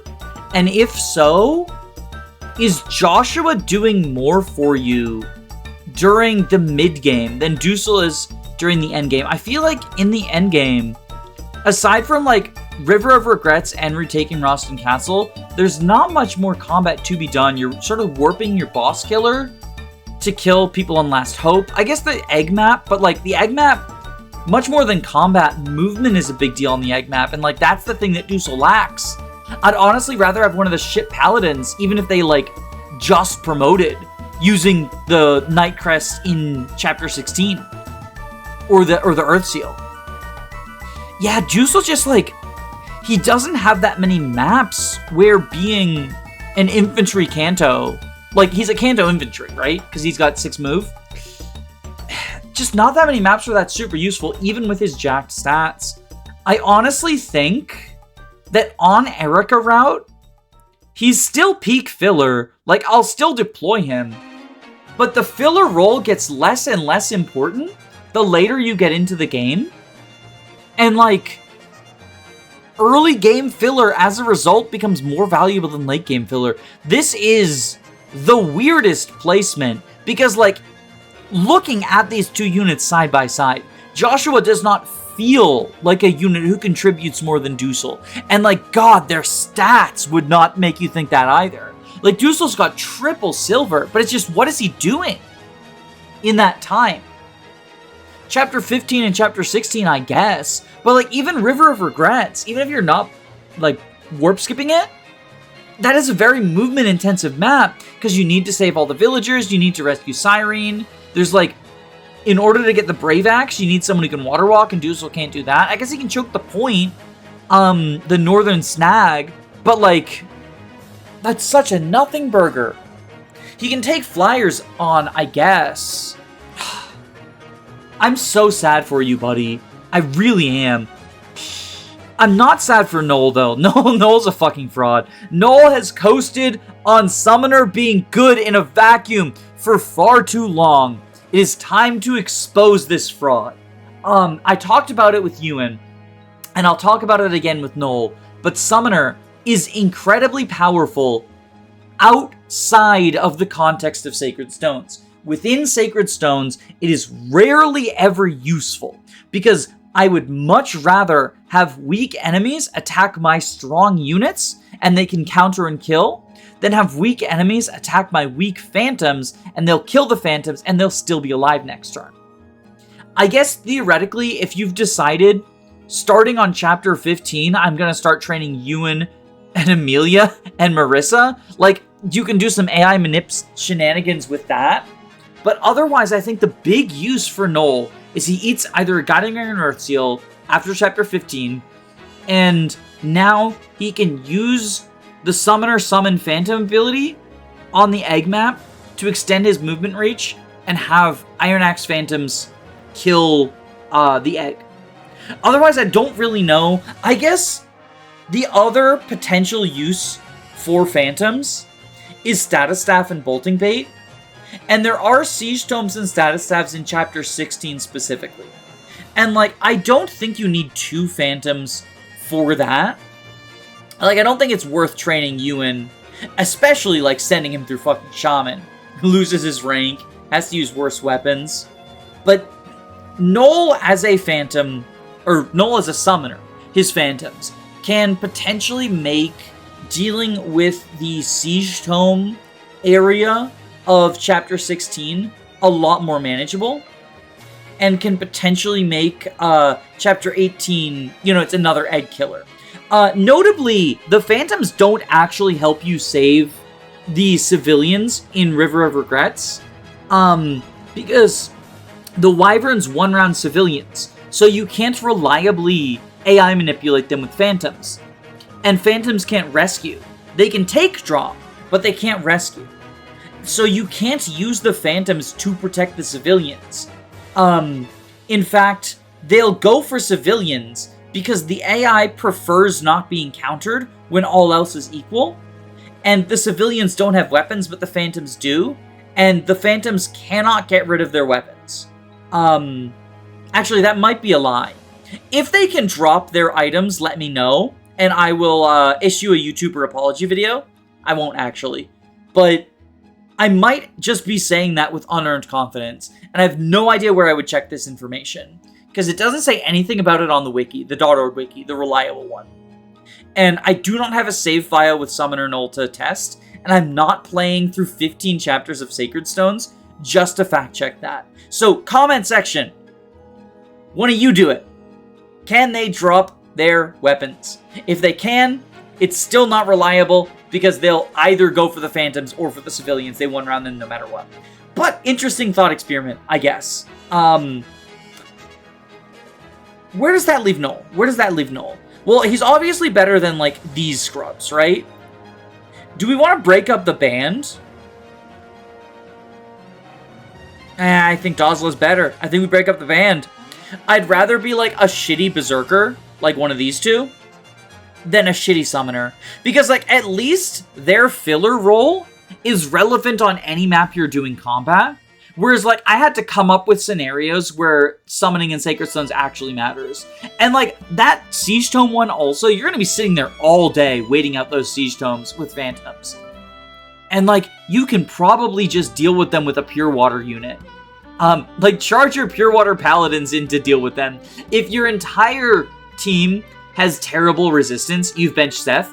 But if your entire team has terrible resistance, then, like, I guess that is technically a solution to the Chapter 16 Purge bolting. But, like, God.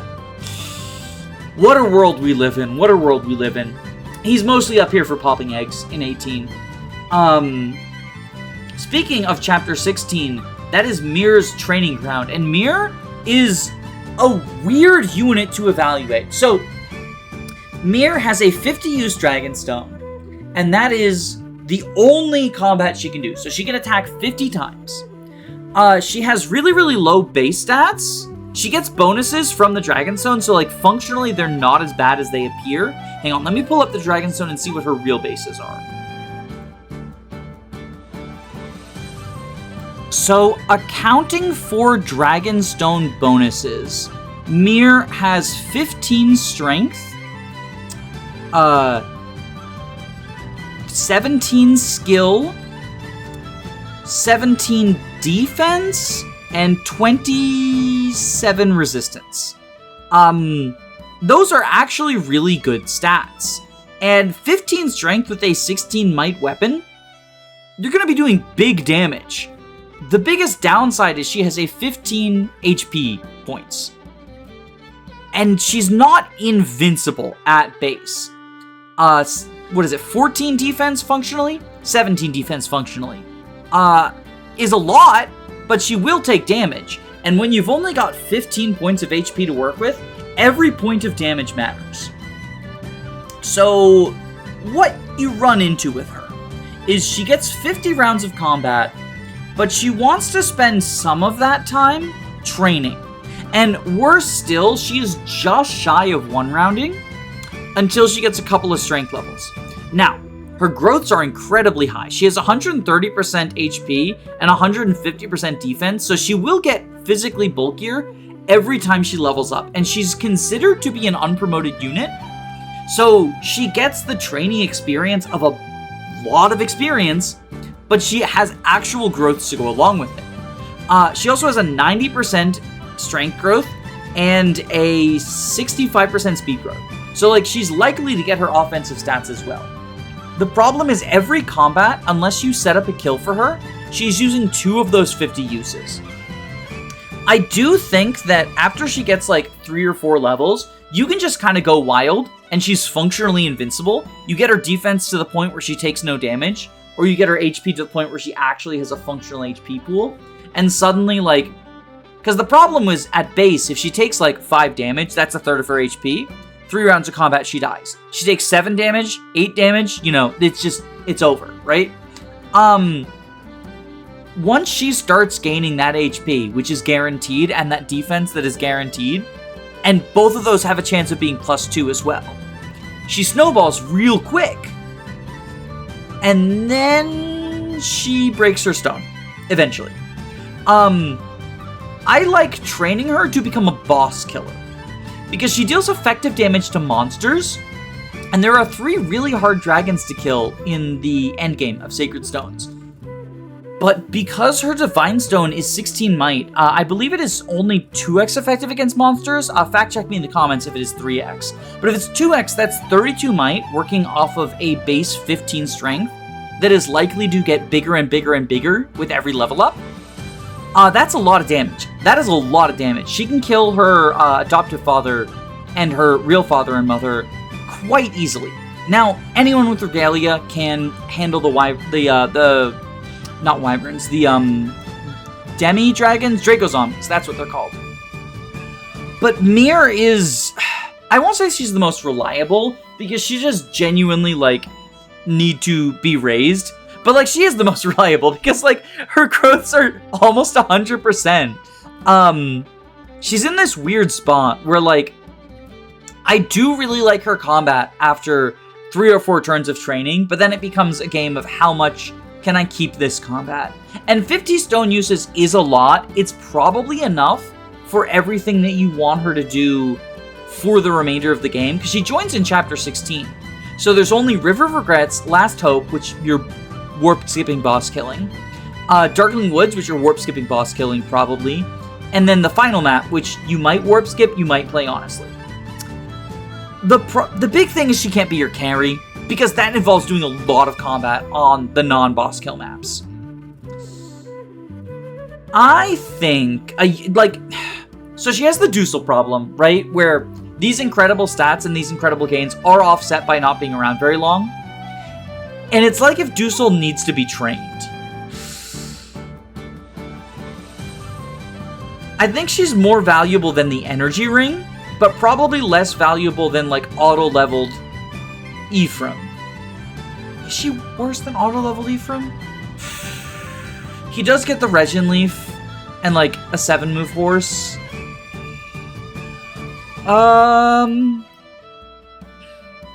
They have similar availability. He's in the desert. He doesn't have to worry about the 50 uses thing, so he can potentially slot into the role of being your carry. Yeah, I think she's less useful than him. I've talked myself into it. She's definitely more useful than the final unit on our list, which is Cyrene.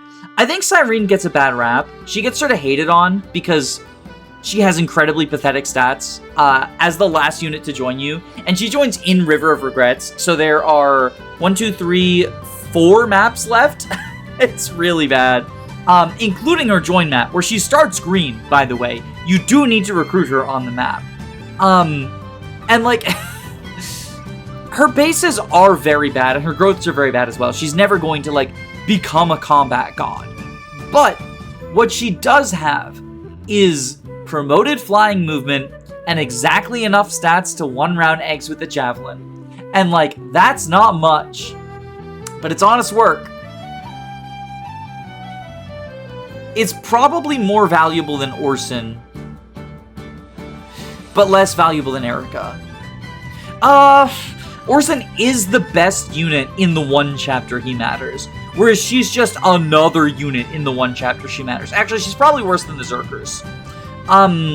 She's better than Noel, because she can also do rescue dropping, whereas, like, Noel is a fraud flyer. He's just a flyer on the egg map. Yeah, I think she's better than Noel. They are both kind of just up here because you need as many egg breakers as you can get, and they're both, like, just serviceable flying egg breakers. I'm never happy about deploying Cyrene, but, like, she can also help rescue drop over the mountain in Darkling Woods. If you don't have a warp skip setup, she can help rescue drop over the gap in Final, but you're probably not deploying her in Final. Darkling Woods has like 1 million deployment slots, so it's fine to deploy all of your flyers, and she can be like just one of them to help rescue drop, because you need to get both a boss killer and a lord over there, specifically Eirika over there. And Eirika is probably not surviving, so she needs to be warped. So she's probably not getting rescue dropped. So Cyrene is not as good as I thought she was. Oh, tragedy upon tragedy. She can rescue drop if you're going that route, I guess. Like if your Eirika got super lucky or something. I still think she's better than Noel. Like, just barely. Edges him out. But that is my list. As you can see, it is pretty well distributed. Bad filler is pretty thick. Theoretically, I guess I could have split that up, but I don't really know. All these units feel very similar to each other. Like, Inez and La Rochelle. I guess La Rochelle can probably go down to the Tower Squad, can't she? Oh, I hate to break up the team, but I already did put 2 people in between Renak and Dosla. D-rank stabs is so bad. I think she's Tower Squad. I think she's Tower Squad material. I think La Rochelle is noticeably worse than... Like, Cyrene and Noel have use cases. La Rochelle is like, oops, I forgot all my staffers died and I saved over the save file. Yeah, that's my Sacred Stones Eirika mode tier list. So I will probably eventually do an Ephraim mode tier list, because many of these units do change places. Even the ones who joined before the route split are affected to an extent. You know, like an earlier Cormag affects Tana. Obviously, like, the Cavs are affected. Well, the Cavs aren't really affected, but, like, Artur and Lute are affected by, like, later Saleh. These staffers in general are affected by that. Garrick is affected. Tethys is affected. A lot of people are affected by the Ephraim route change. And also people who were, like, good for a specific Eirika thing, like Ross on the pirate map. Early promoting Vanessa on the, again, the map where Ross is good. Like, both of them are getting some stonks off of specific things to Eirika route. And they will shift accordingly. So, if you are interested in seeing an Ephraim route list, comment below. Let me know if that's the sort of thing that you'd like me to make. Otherwise, I guess this will be Sacred Stones. Like, I'm trying to cover all of the games I have enough confidence in. And, regardless, thank you for watching. Let me know if you agree, disagree, what your takes are, where I'm wildly wrong. Let me know why this is actually the case. God, poor Marissa. Have a good day, y'all.